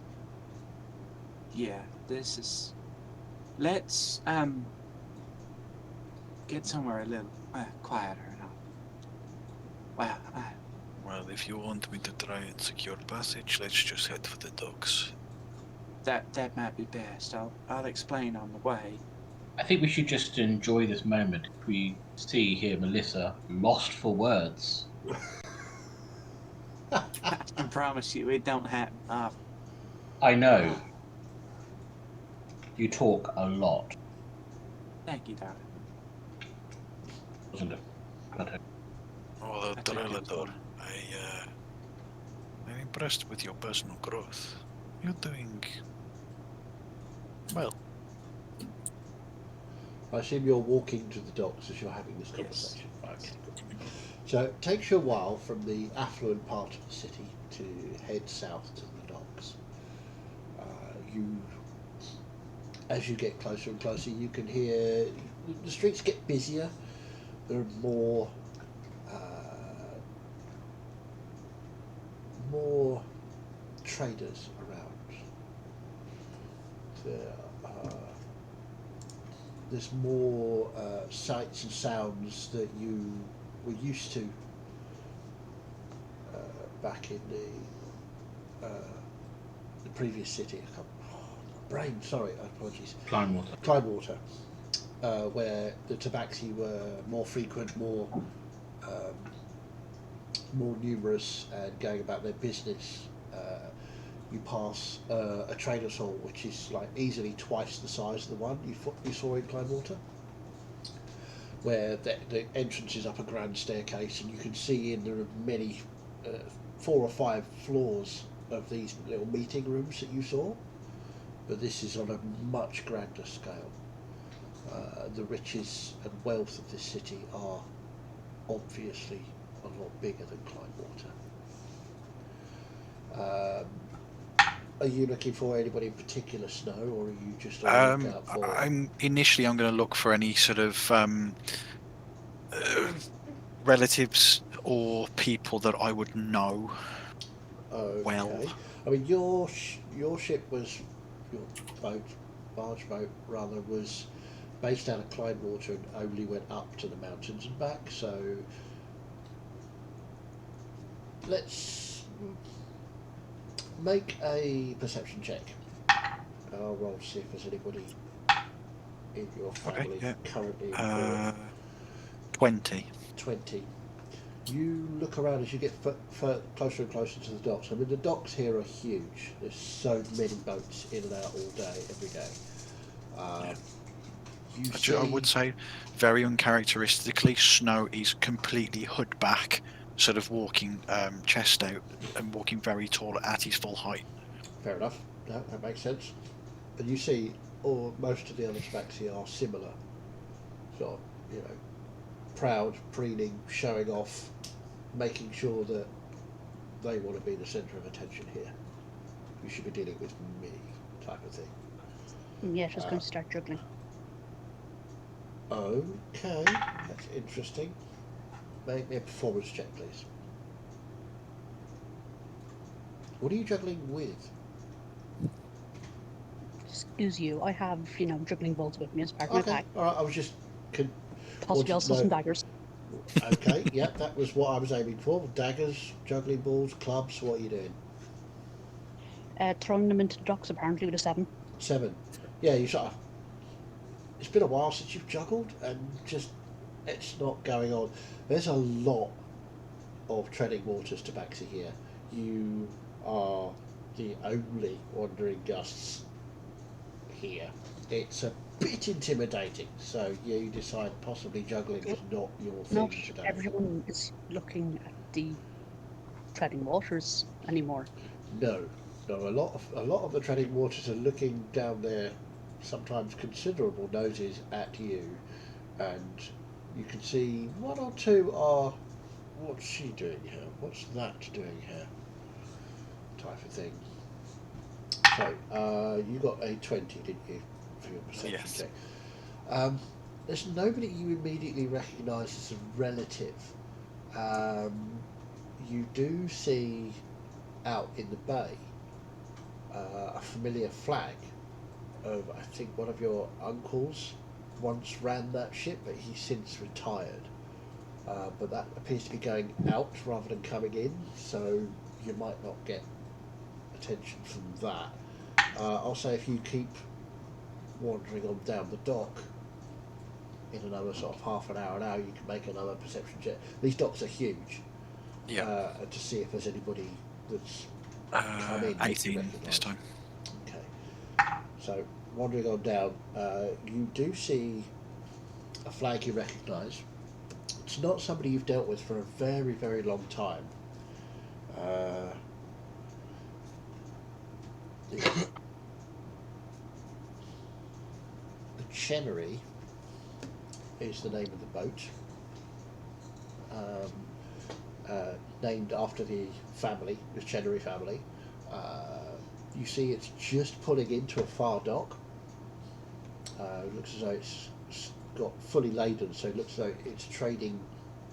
It's going to be here for a while.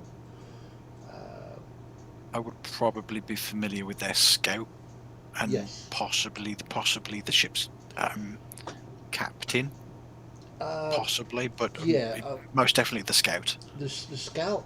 Last you saw that boat, it was a couple of years ago that you saw this boat last, because it didn't make the run to Clydewater very often. It was Mickle Chenery was the scout. He was a lot older than you, well respected scout, but as you say, you haven't seen him for at least 2 or 3 years.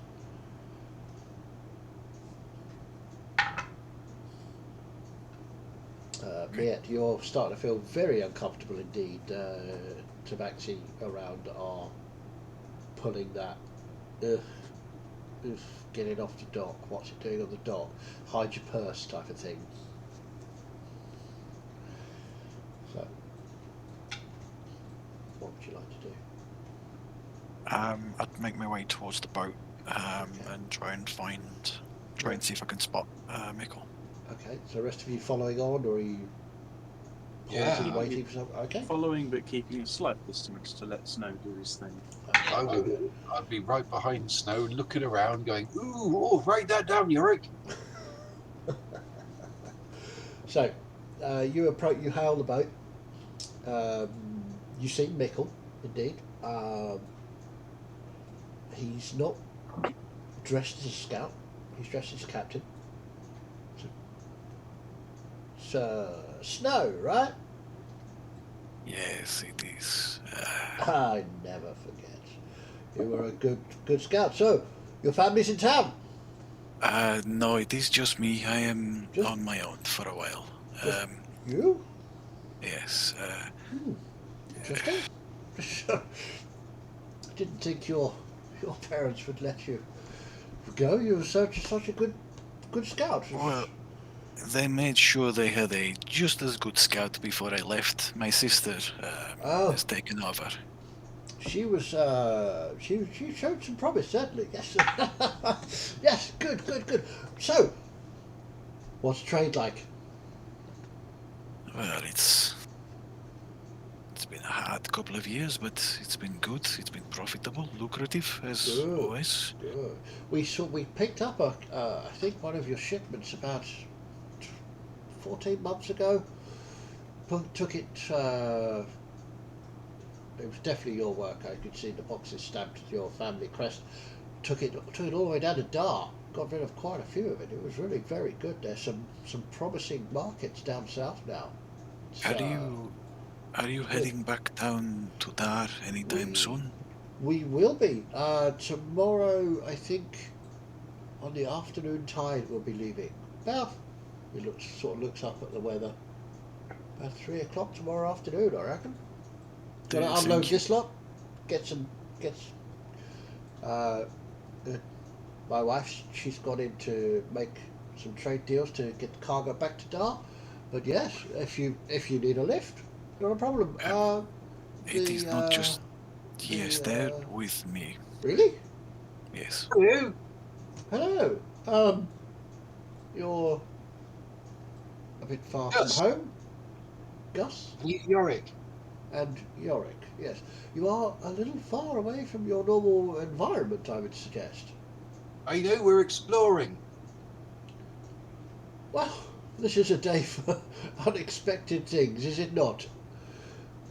A high-class scout wandering about in the middle of town with no boat, and dwarves wandering about in town. This is an astonishing day. I cannot wait to hear why this thing is happening.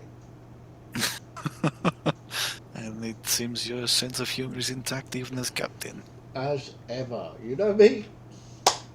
Anyway. And Snow will sort of going for like the... Big tabaxi hug. And he goes, gotta check my pockets, have I? Anyway. And then he sort of, so how many? Just the three of you for passage to Dar then? No, and he'll point to the humans, the elves, and Oh. Oh, the other tabaxi.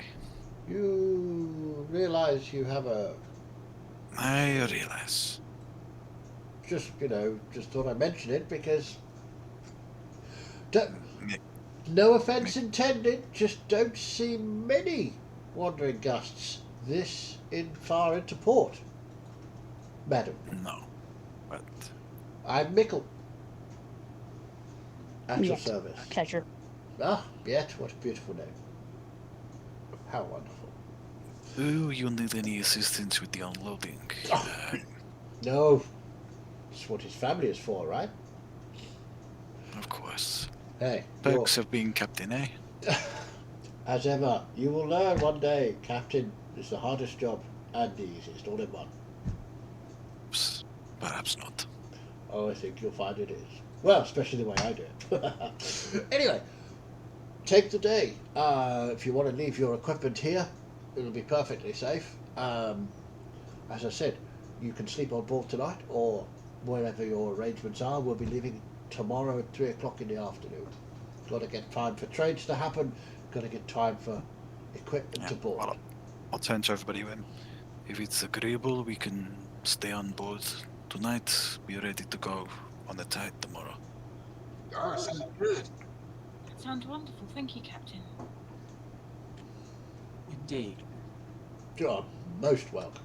Most welcome. So, as I say, if you want to leave anything here while you go off and wander about in town, be my guest. If not, it's fine. The Chenery, and he sort of thumps the boat, will be your home for the next 4 days. She's not fast, but she's quite comfortable. Can I just ask, what was the name of the boat that myself and Florian arrived in Kleinwater on? Okay. Because I don't think we ever had that defined.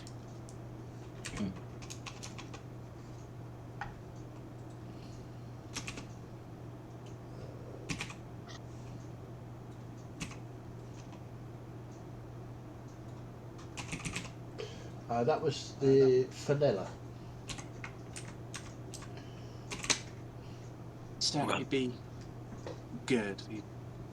I've travelled on a treading waters boat before, the Fenella. Ah, the Fenella, passenger type, yes.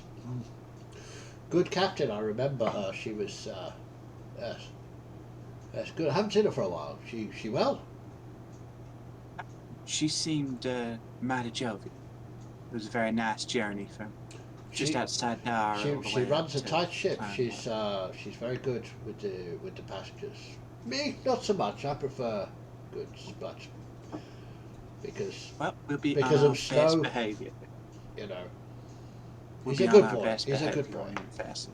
Oh, you certainly will. Otherwise, we'll just throw you overboard. They will behave themselves, don't Of worry. course they will. Of course they will.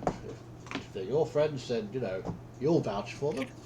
Well, he gives his best smile and sort of just balances the dagger on the tip of his finger, and then just flicks it.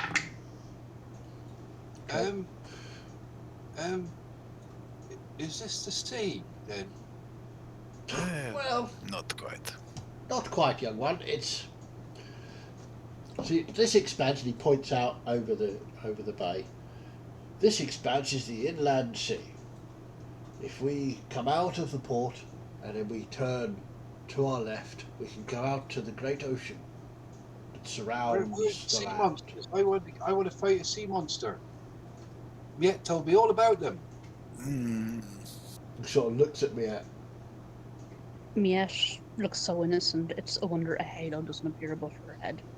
Fair enough. Well, young dwarf, let me tell you. If you, when he beckons you close, if you want to see sea monsters, Yeah. this is the place you would see them. When we pull out of here tomorrow afternoon, you will see such sights that your hair will go white overnight. Oh, that sounds excellent. Write that down, Yorick. And he I winks. don't know. He winks at me. So, Right, let's sharpen our swords and stuff then, Yorick. yes, keep your sword sharp. Keep your eyes peeled. Not literally. Obviously, that would be silly. Well, Captain, we will leave you to your business and Thank you see so you back much. here tonight. I will see you tonight. When he wanders below deck, starts shouting at people to hurry up, and you see people moving boxes and equipment. Well, we have our passage. What do we do with the rest of the day? Well, I quite like him. He's quite a character, isn't he? He does have a sense of humor. Well, and I'll kind of be holding both the amulet and the bracelet. I might be able to explain a little bit of this and start thinking about that, but other than that, I can't think of much else. well, I heard about a big monster in a house up north. I reckon we should go and fight it. Oh, yeah, let's go Not kill a monster. certain how far that's going to be. But what about that thing that was going down the drains? We can We deal can with go it and when we kill that. come We back. like hunting monsters, don't we? So that's our whole thing. That's what we like to do. That's I why mean, we want to get on the open sea and fight a big monster. And then I get mean, to be fair, I am quite well versed in hunting them down. It just depends on how far away that is. Maybe we can find a nice cozy little tavern to find some local rumors about and stuff like that. See how far away it is, see if we can't handle it in a day. Didn't you see one that went down in the drains by the inn we stayed at? Why don't we just go down there and have a look? Well, I think I saw another one last night outside Oh, the nicer inn we were staying in. well, let's go down that one and have a look then. But we don't know if those things have hurt anyone, do we? Oh no, we can go find out. And if they have, we'll kill them. I thought you said the tale you got from that nice drunk man from the Crimson Chain said that he'd lost some friends to the creature. That was to a particular creature in the ruins up north, I believe. That's Were you right. acquainted with his brother? Such description matched what Yark and I had, well, at least heard evidence of the previous night. I don't think so. I think it's we an need- entirely different thing. I think we need to chat with the DM to get our story straight. Who's the DM? So what exactly are. do you want to know? It's part of their strange beliefs. Just Darby.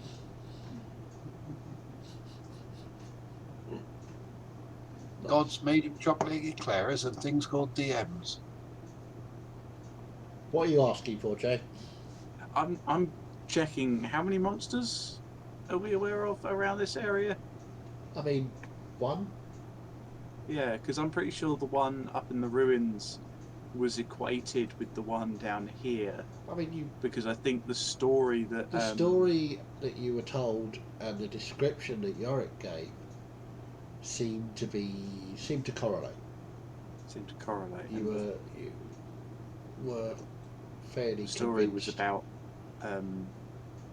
it eating dead bodies and such from the Yeah, city. because it He ate became his missing. brother, and they went to investigate, and it ate his brother. Yeah, I'm pretty sure it was just the one creature. Did he say how far those ruins were? Because we ain't got a lot of time. Not I that don't I know. recall.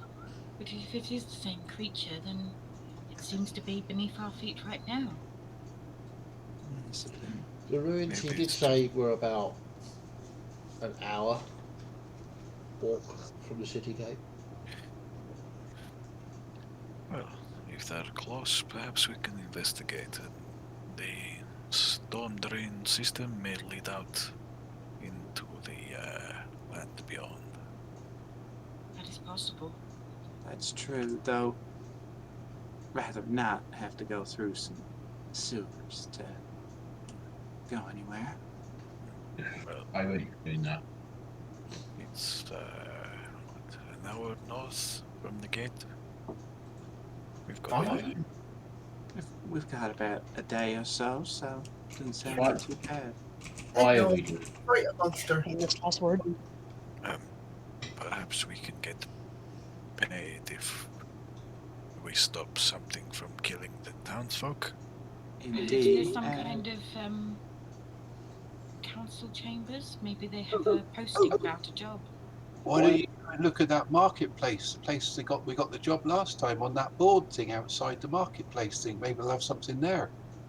That will do. And even then, any kind of evil fiend is worth getting rid of. The right money.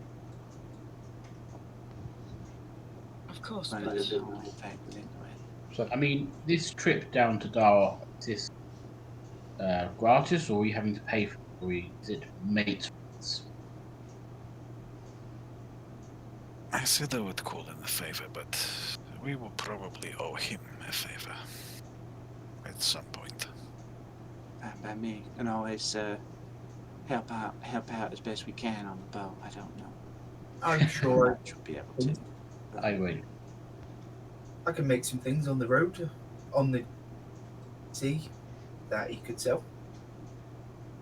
Maybe You say we'll- the building analogous to the one we went into in Climewater, we passed that coming towards the docks. You did, yeah. So Well, as there's- we're kind of wandering back, can I Yeah. check any notice board to see if there's No. any reports of a monster? make a perception check. Maybe you can Damn. make some more boxes. Or Do you want some assistance, Melissa? These boards can sometimes be confusing. It may well be helpful to me. Sure, you can have advantage. Yeah, no, the initial roll was really good. 22. 22. Yeah, some of the boards. I mean, there's a lot of boards here. The one back in Climewater was a single-story building. It was big, but it was a single-story building. This is 4 stories high, and the boards out front are littered with paper. Was you on 23? 22. 22. You spent some time with Snow's assistance of discounting the trade deals and the escort See the jobs and pattern, yeah. the all of those sort of standard jobs, and you get to a small section of wanted posters, and you see there's some bandits operating a ship that is given a huge reward for the recapture of that ship. There is one small note about a fiend in the north. It says it's more of a news item than a job posting. It's just and it's quite old, and it tells the story of 2 brothers that went to investigate this fiend in the ruins, and only one of them made it back, and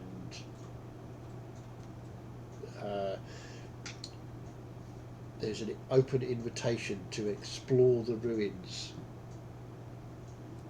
and report back your findings to the Trader Generals, who will pay for information. Didn't say how much, but they said they will pay for information. Well, Perhaps certainly this is the says one. certainly says that we could get some pay out of it, so And it may be sounds worth like a nice. it may be worth noting the name of that ship as well. If we see it, maybe we can. Yeah, what was the name? The name of the ship that's gone rogue, or that's been seen pirating, is the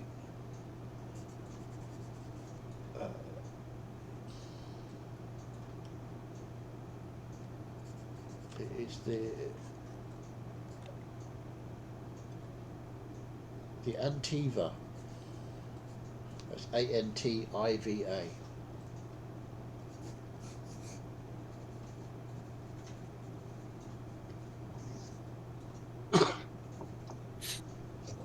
So, if we take the job for the information, maybe we can get going and. Seems like more of an open invitation, so Well, let's head on in.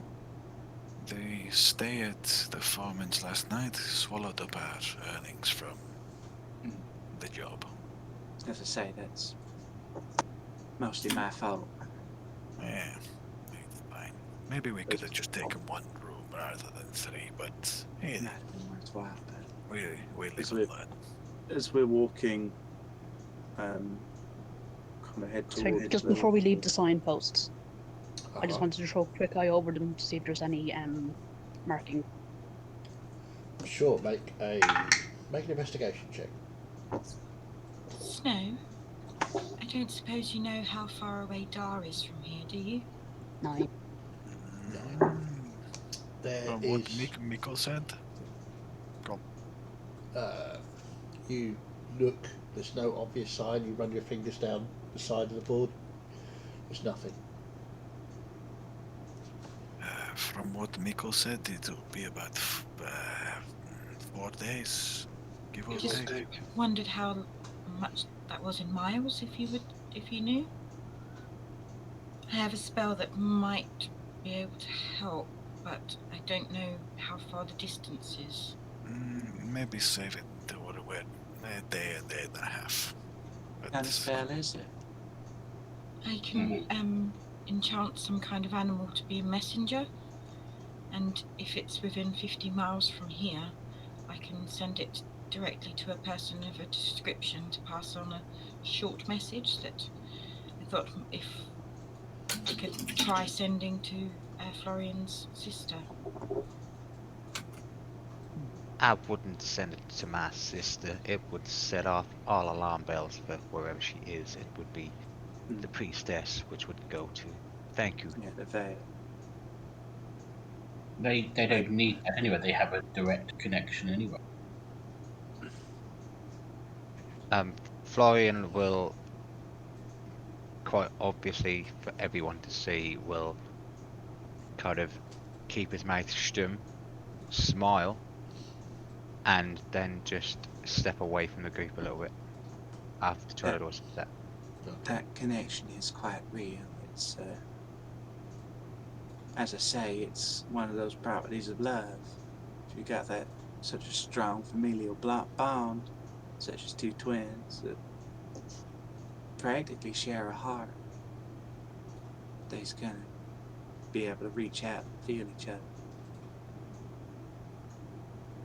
Sort of like mumbo. Well, that's what you're gonna think then. As I've sorry. There are different kinds of magic in the world, Trellador. Oh, I'm aware. not all of us dislike our siblings, Trelador. Very true. As I've stepped away from the group, can I just have a look around us to see if it looks like there's any glancing eyes or people towards us? Sure, please? make a perception check.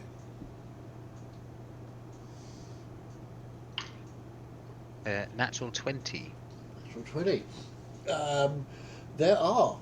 They're not on you so much, although you and Melissa are drawing a little bit of attention, as is Celeste.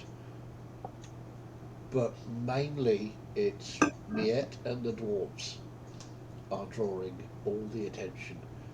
Miette, people walk by your group and hold on to their purses tightly. They avoid her completely.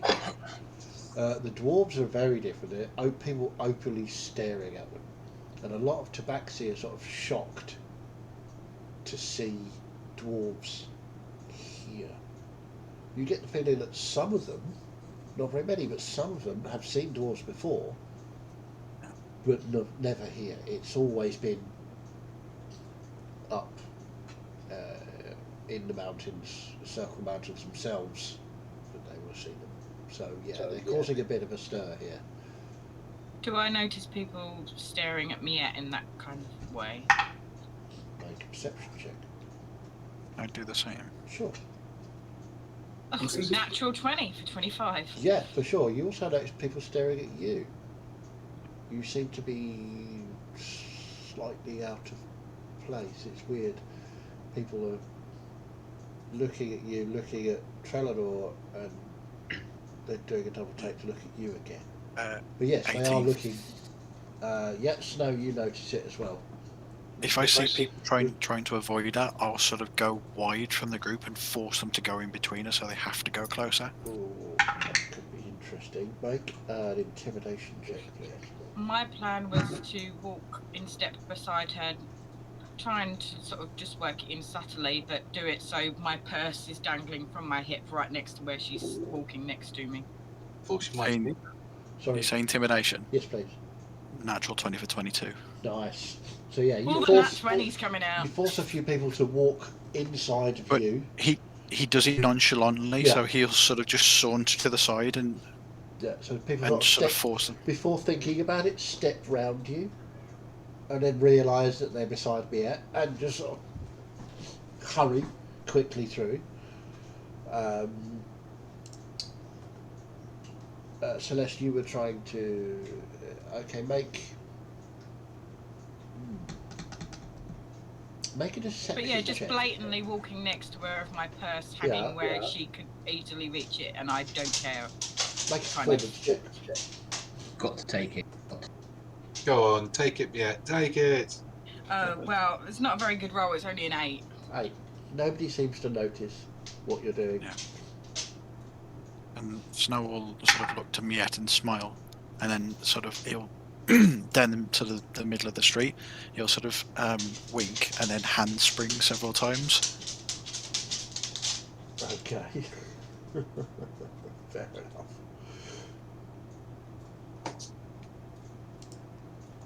Cool, I'll cool. step back into the group and be like, we got a plan in action for today then? I think I need to keep my mind a bit busy. I think we're heading up to these ruins, seeing what we can see, and then reporting back before we sail off. That sounds good to me. Okay, so I'll say you can make your way quite easily to the northern edge of the city. Once we're out of the city, I'm gonna chat with the group, but Okay. only once we're out. Yeah, you can. About an hour and a half, you get to the edge of the city. There are a couple of guards on the gate. Nothing overly big. They're just gate guards. They sort of look at you as you wander past. Not really that interested. As we're leaving, I'm just going to say to you guys, did you notice that everyone keeps looking at us? It must be because we're in a cleric group.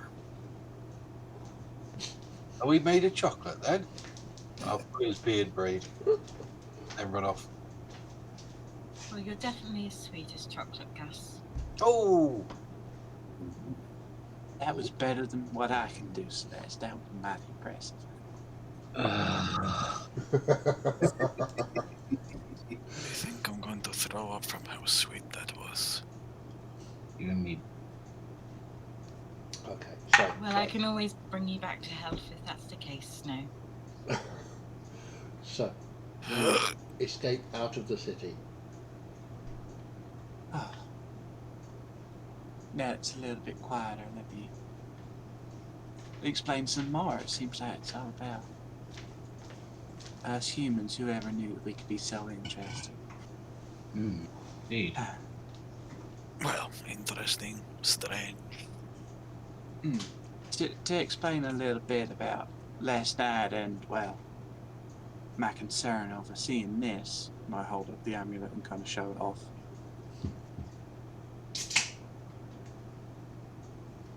My full name is Melissa Vernes. I used to be a part of the Verna family. I don't consider myself much of it nowadays. A strange one. You know how it can be. Yeah. When you ain't interested in your family's plans for it. But what's getting me is that this symbol is a symbol that my family uses. So I don't entirely know why, but everybody in the families, all of our names begin with an F. It's just a quirk. I think it's a heraldry thing or something. It's family. Yeah. It's like my sister Marion we saw outside that shop. That's why I was acting all strange and such. It's who you stole it's who I can assume that this bracelet came from. But that means that the spy we saw on that roof was working for my family. Most likely my sister if she's up in this part of the woods.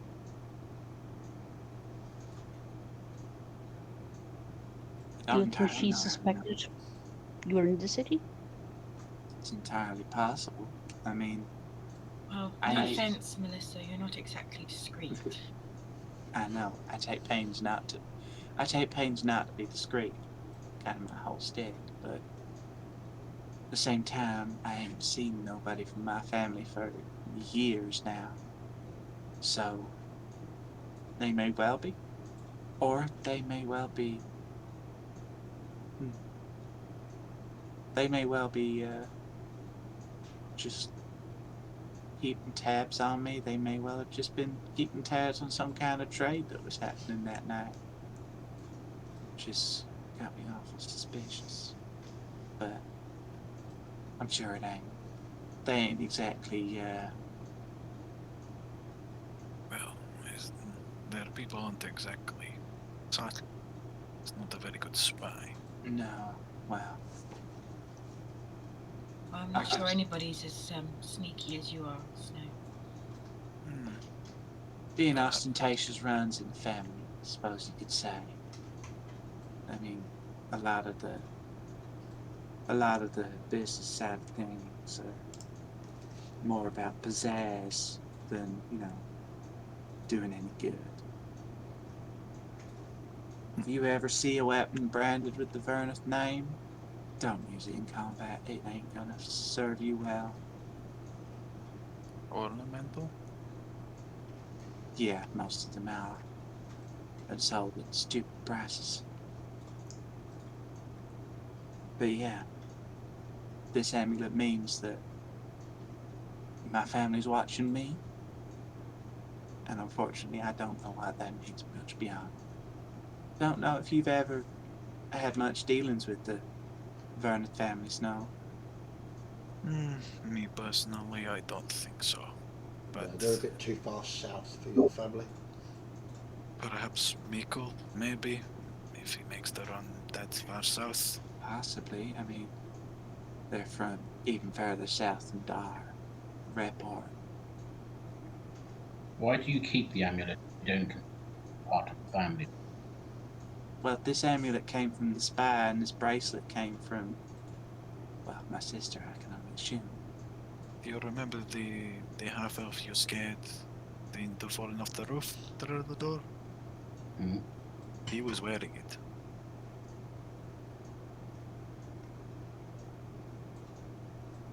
I don't keep anything from my time with the family.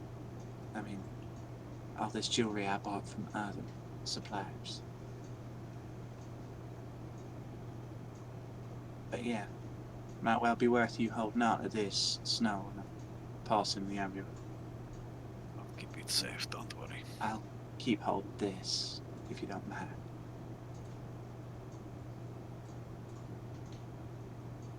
Thank you, Melissa, for telling everybody that. And I think that'll probably lead into, well, kind of looks like everybody's strangeness going on. It might be best to be a bit more open about things. Definitely. And as everybody seems to be helping me and you both out and coming back to Dar,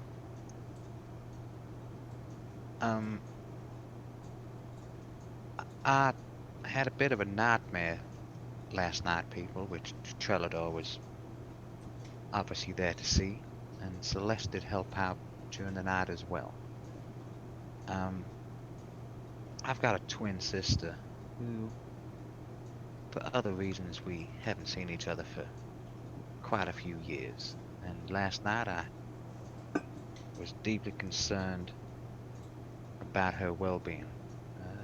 She's a twin, and that myth about twins knowing what twins are doing and how they're feeling, it's kind of a bit true from time to time. She felt like she was in pain and in quite a bit of despair. And I won't show them all of them, but I'll just flick one color. I felt Half in that flash. nightmare that she was hurting on her chest and around her throat. And I woke up and Trellador pointed out that I was bleeding last night, and I didn't land on anything. I didn't cut myself intentionally or anything like that, and these just appeared.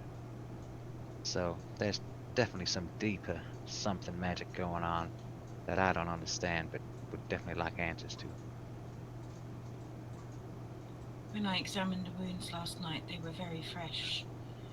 And unless Trellador's been getting up to some strange things while Florian's asleep, I can only imagine that they came through a powerful connection like twins. What are you insinuating? I'm not insinuating anything, Trellador. Oh, well, clearly you are. I think she was making a joke. Oh, very funny, Celeste. Don't give up the day job. So Well, if I was to give up the day job, Trellador, you might not necessarily make it, so... Anyway, back to Florian. I appreciate that. That's all a lot of information for y'all, and if any of you don't want to come right now, it's absolutely fine. And I respect that, but I need to go and find my sister again, and I need to make sure she's all right. I think we've already made all the organisations to go, didn't we? So it'd be a bit silly not to go now. Indeed, very true, Gus. Very true. Are we out of sight of the city now? Yeah, by the time this conversation has all happened, you've been keeping on walking. You're out of sight of the city. I'll let Ridris out of the backpack and give him some bacon and some sausages. Has he grown again? Yep. He, it. Yep, it has grown again. It's about twice the size it was when it went in your bag. Ooh, you're a big one now, aren't you? Do you want to run around on the ground a bit? You put him down, it's down. He sort of looks around, hisses at Celeste, and then runs off down the road. No, don't run off too far. Stay with me. And you just hear in your mind, Oh, bloody hell. Oh, what a shame. Certainly quite an energetic little creature, that one. Make I know he doesn't like... I know it doesn't much like me, but I saved this sausage. Oh, thank you. I'll give it to him when he comes back. Make a perception He check. comes back. Perception check. Yep. Oh, I'm notoriously good at that. 11. 11. As you're walking down the road, sort of looking for it, it's nowhere to be seen. I'll call out, don't let anyone else see you, though. Let's have a quick check. I just want to check something real quick. 1 second. You lot should be careful of that thing. It's small now, but it's going to grow up to be a very dangerous thing. It's just a lizard, not being a wuss. Being a wuss, you know what those things become. If it was just a lizard, then Does a 22 hit you? Who? You. Yes. Okay. And you take 3 points of biting damage as this thing jumps out of the undergrowth and bites you on the leg, playfully. Oh. Now that wasn't nice. And you see it lets go. and trots along by your side, as if Now, nothing if you had happened. promise not to do that again, I'll give you another sausage. And I'll give him a sausage. Now, see, that's when you're nice, but you don't bite me. I'm your friend. Because he just bit you and you gave him a sausage. Yeah, for not doing it again. Yorick, this thing is really worrying you. Oh, I know. Write it down, yeah. Yorick. Okay, so this thing is sort of wandering along beside Gus now. It comes up to his knee. It's grown a lot since the last time you saw it. And it just looks like a big lizard A to very big lizard. all of us. On the way, I don't know how long it is until we get to our destination, but can I just pull out my notepad and next to the page where I originally made the first sketch of this lizard, Mm-hmm. can I just do another one with its growth and anything different? Because I did it last time in sort of like the dusk with not good lighting. Sure. Well, Gus, if you describe Bridris, what it looks Bridris is like an obsidian black colour. And he's got 3 rows of like, not spikes, but sharp, fin-like protrusions down his back and his long tail. And he's starting to grow nubbly little horns on the back of his head. And he's got sort of start of almost a fan of along the sides of his face. And you can start to see little red protrusions coming out on the back of his arms and legs, or legs and legs, front and back legs.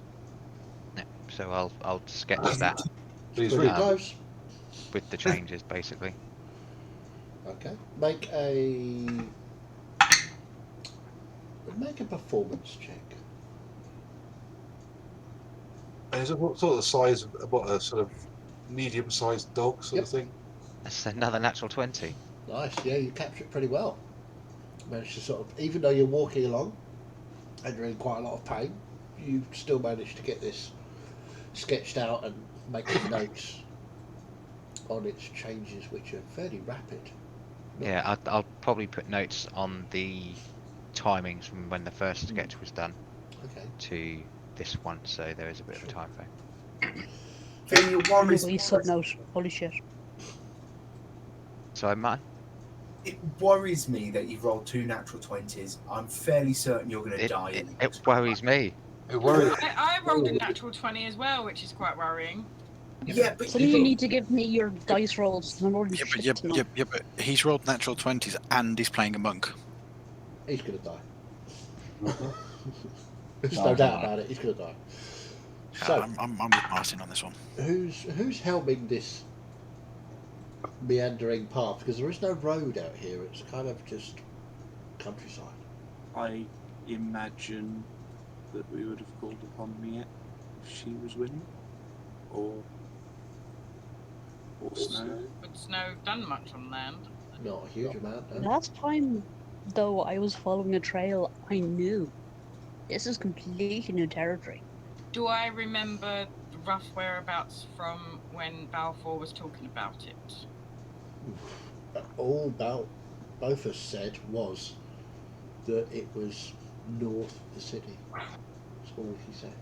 Was there a description of the location of the ruins on the post on the notice board? It just said the ruins north of the city. It just kind of assumed everybody knew where the ruins north of the city were. Are there? Sorry. As we head north of the city, can we see where the storm drain outflow is? Ooh, that's a good point. Clever. Make Make what, a sorry? survival check. Ooh. Scout for a reason. Whilst he does that, I was going to ask, can we see any other trails That'll do. next to us, near us? That'll definitely do. Make a perception check. Haha. What'd you get? And because of my subclass, I've got expertise. Cool. 19. 19. Okay. Looking watching as you were walking north through the city and watching the sort of, because the city's on a sort of hill, but it sort of slopes down either side. One side goes to the docks, the other side goes to the north, and the drains to the north you would expect to follow that hill down and out through the city, and you're right, that's what they do. And there are you spot one of them quite close, but another one a bit further away, the telltale hump of a drain outlet that you know would carry sewage water out. Yeah. So, tracking from there, is there any sort of indication of something's come out up the bank and out, tracking out towards the north? Okay, make another survival check. What did you get If for your I- perception? Only 11. 11. Yeah, Once we reach the no trails. outlet with Snow, I will also start investigating, seeing as I'm pretty sure this is a fiend. I'm going to use my blood huntery abilities to start looking around and searching. Not so good. Okay. Not so good this time. 15. 15. You search about. There are some tracks in and out, but it looks like they're more. I don't know. It looks like something sort of heavy things have been dragged back and forth in and out of the water. So you don't know whether that's a local clearing out things that have got stuck in the drain itself, or what? What did you get in your investigation? Oh, you want me to roll Yes, sir. investigation? Yeah, that's what you said you were doing.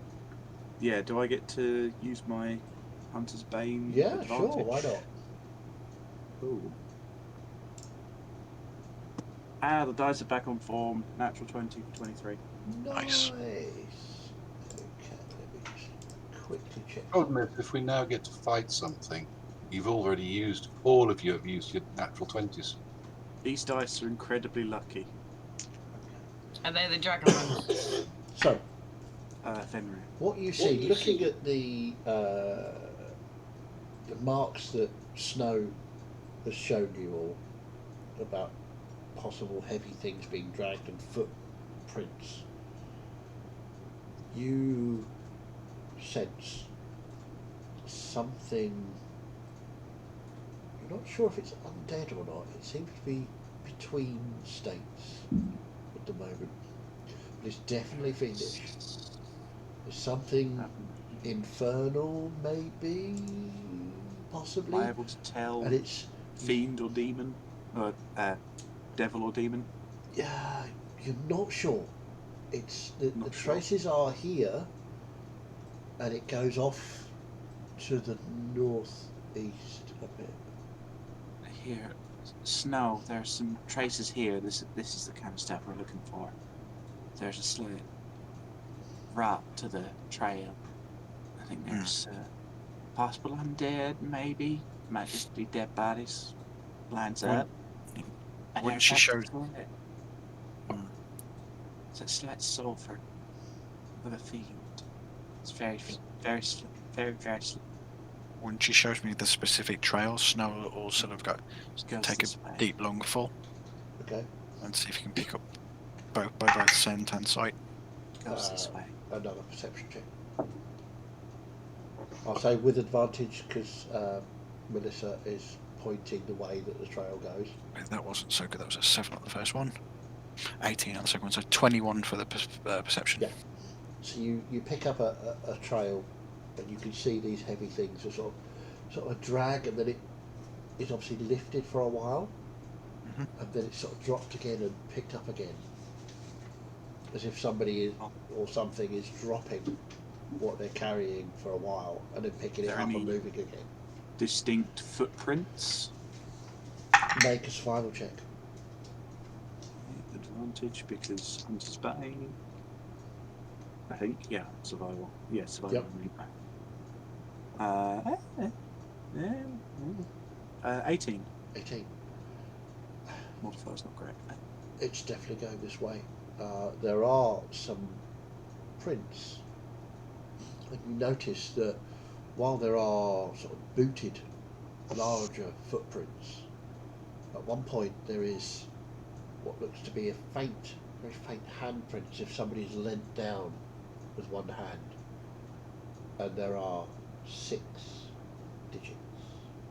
Immediately looking at this handprint, I'm now racking my brains through all of the Heartless I've been told about to try and get a grip on what this creature might be, to tell if it's going to be safe enough for us to engage.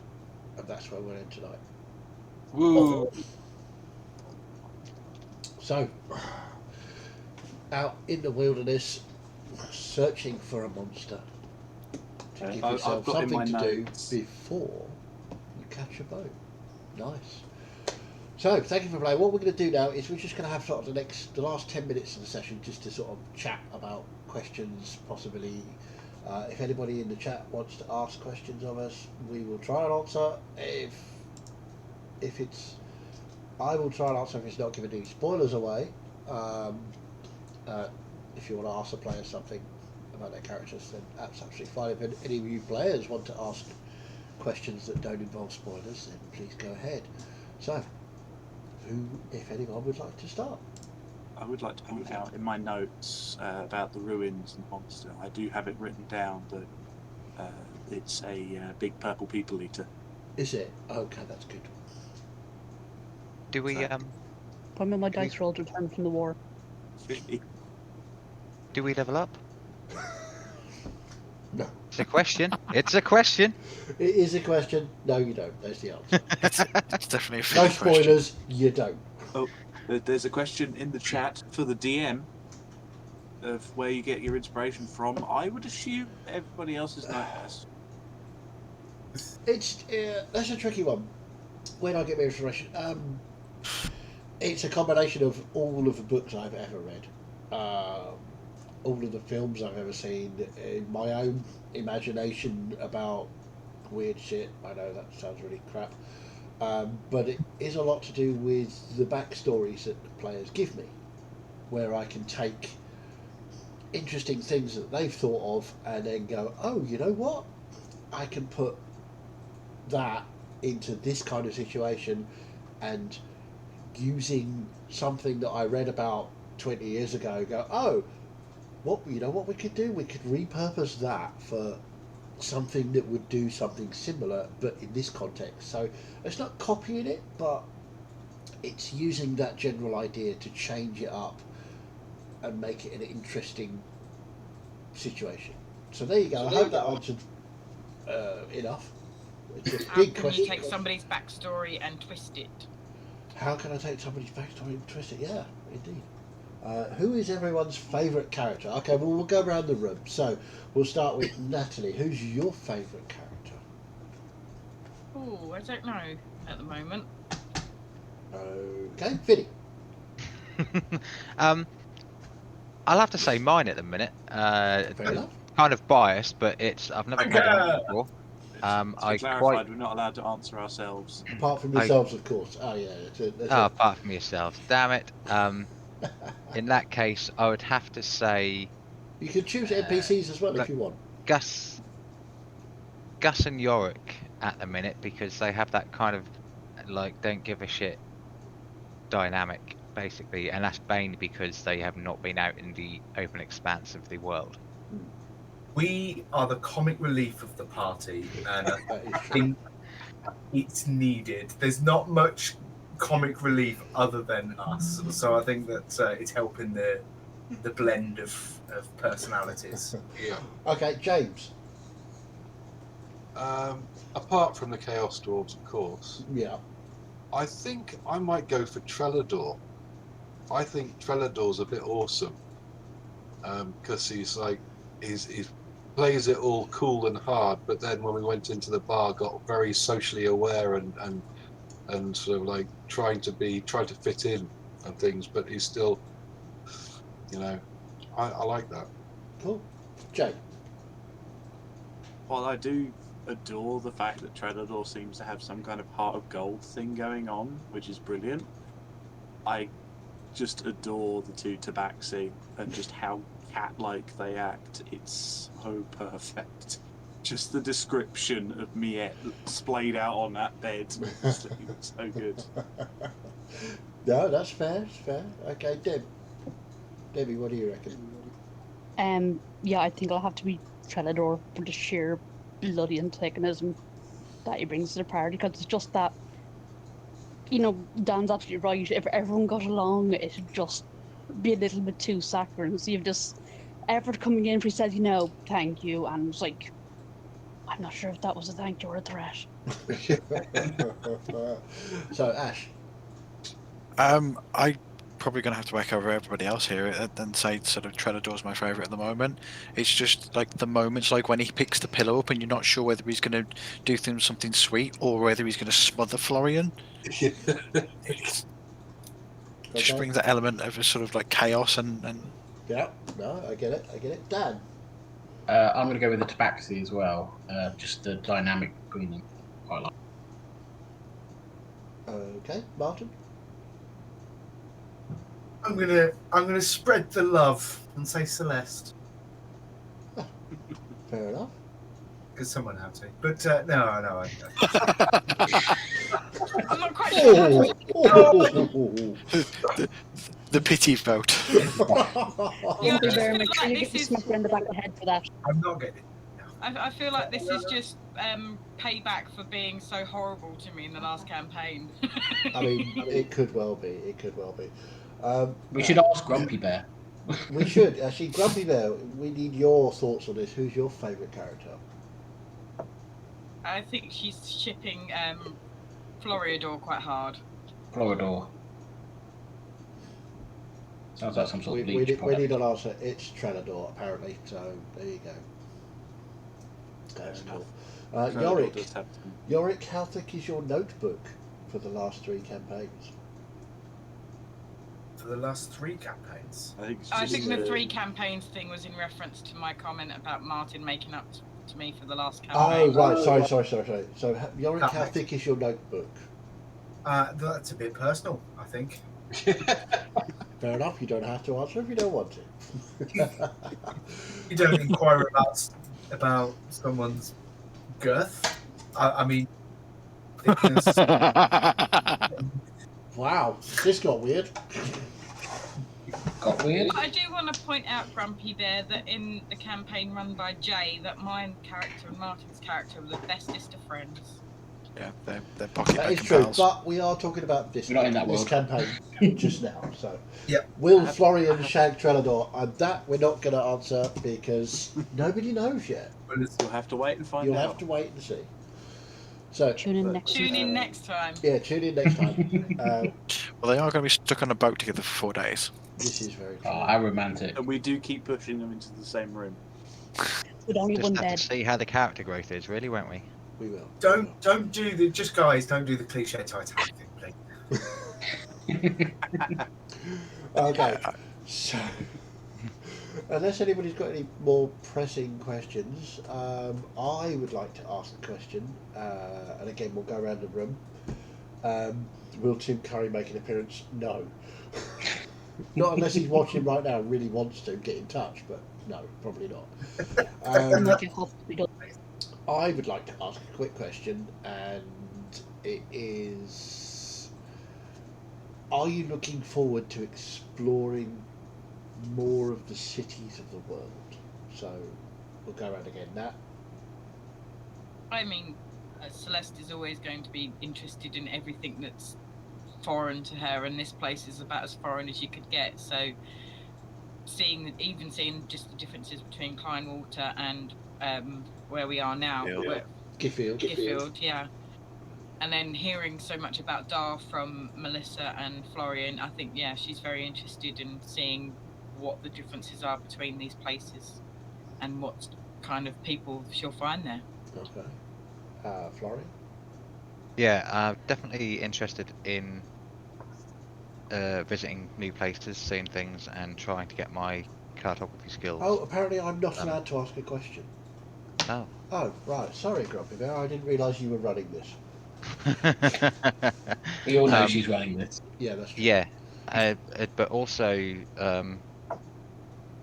as a player, I'm quite interested to explore a world which apparently has no gods, which is new.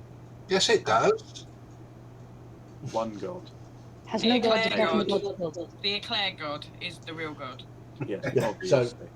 Basically, same question to everyone. Are you looking forward to going to Dar, maybe going to other cities, or what's As a player, yes, because I really want to explore this world. Snow will take it or leave it as the group wants. I'm honestly looking forward to just seeing Dar as a player because I know the kind of chaos you're going to bombard us with in that city. Because from what I know, that city is just full of temples, and about 90% of them are scams. Who So, knows? Well, for Gus, So, I mean, he wants to see everything and experience everything. And get Yorick to write it all down. Yes. Obviously. that's important. So, I'm guessing I'm in a kind of unique situation in this because as a player, I want to see the entire world and travel everything. But as a character, I'm guessing Miette has seen most of the cities already, and she's going to have some contacts in most of the cities or know something about them, even if it's not of that much use. Hmm. So, But Yeah. I Yeah, think I'm for me as looking well, forward to it might that. be because with the company she's keeping, she'll be able to see them in a slightly different light as she would be normally. So that might be an interesting angle as well. yeah, like side-eyeing yourself and Snow when you're herding people towards me, I'm kind of like going, what are you doing? This is my normal treatment.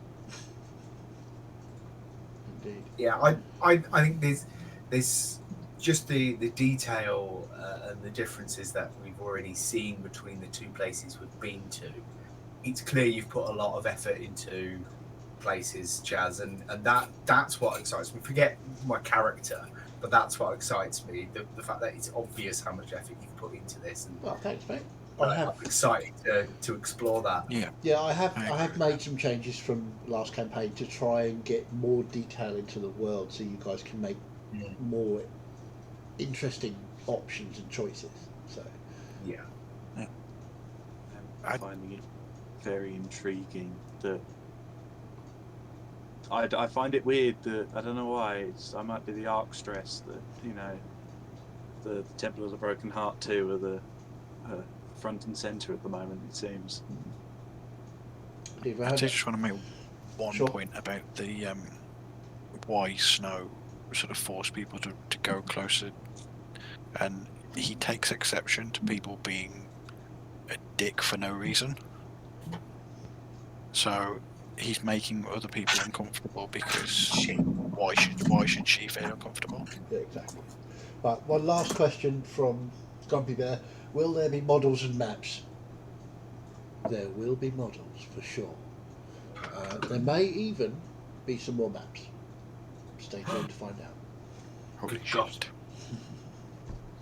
So hopefully, yes. We'll get into the ruins. It'll just be a bunny rabbit. We'll be fine. Yeah, like the one from Monty Python. Oh, It'll yeah. be fine. A great big fight. Anyway, that I'm afraid is that we're 5 minutes over. So thank you all very much for playing. Thank you all very much for watching. Like I said, we'll be back next Tuesday at 7:30 with this campaign. Please stay tuned on Sunday at 9:30 for the Halloween special, which Martin is running with Grumpy Bear's assistance. So Don't forget that's 9:30 in the morning. it's 9:30 in the morning because we like our scares early. And the clocks go back as well, so Do They they? do, yes. The clocks go back this Sunday morning, Biddy. 2:00 in the morning. That makes me glad that Finny's not playing. Just saying. I'm gonna be in bed, so don't worry. Well, what's new? Anyway, thank you all very much for playing, for watching, for being wonderful. We will see you all very, very soon. Bye-bye. Bye. Bye.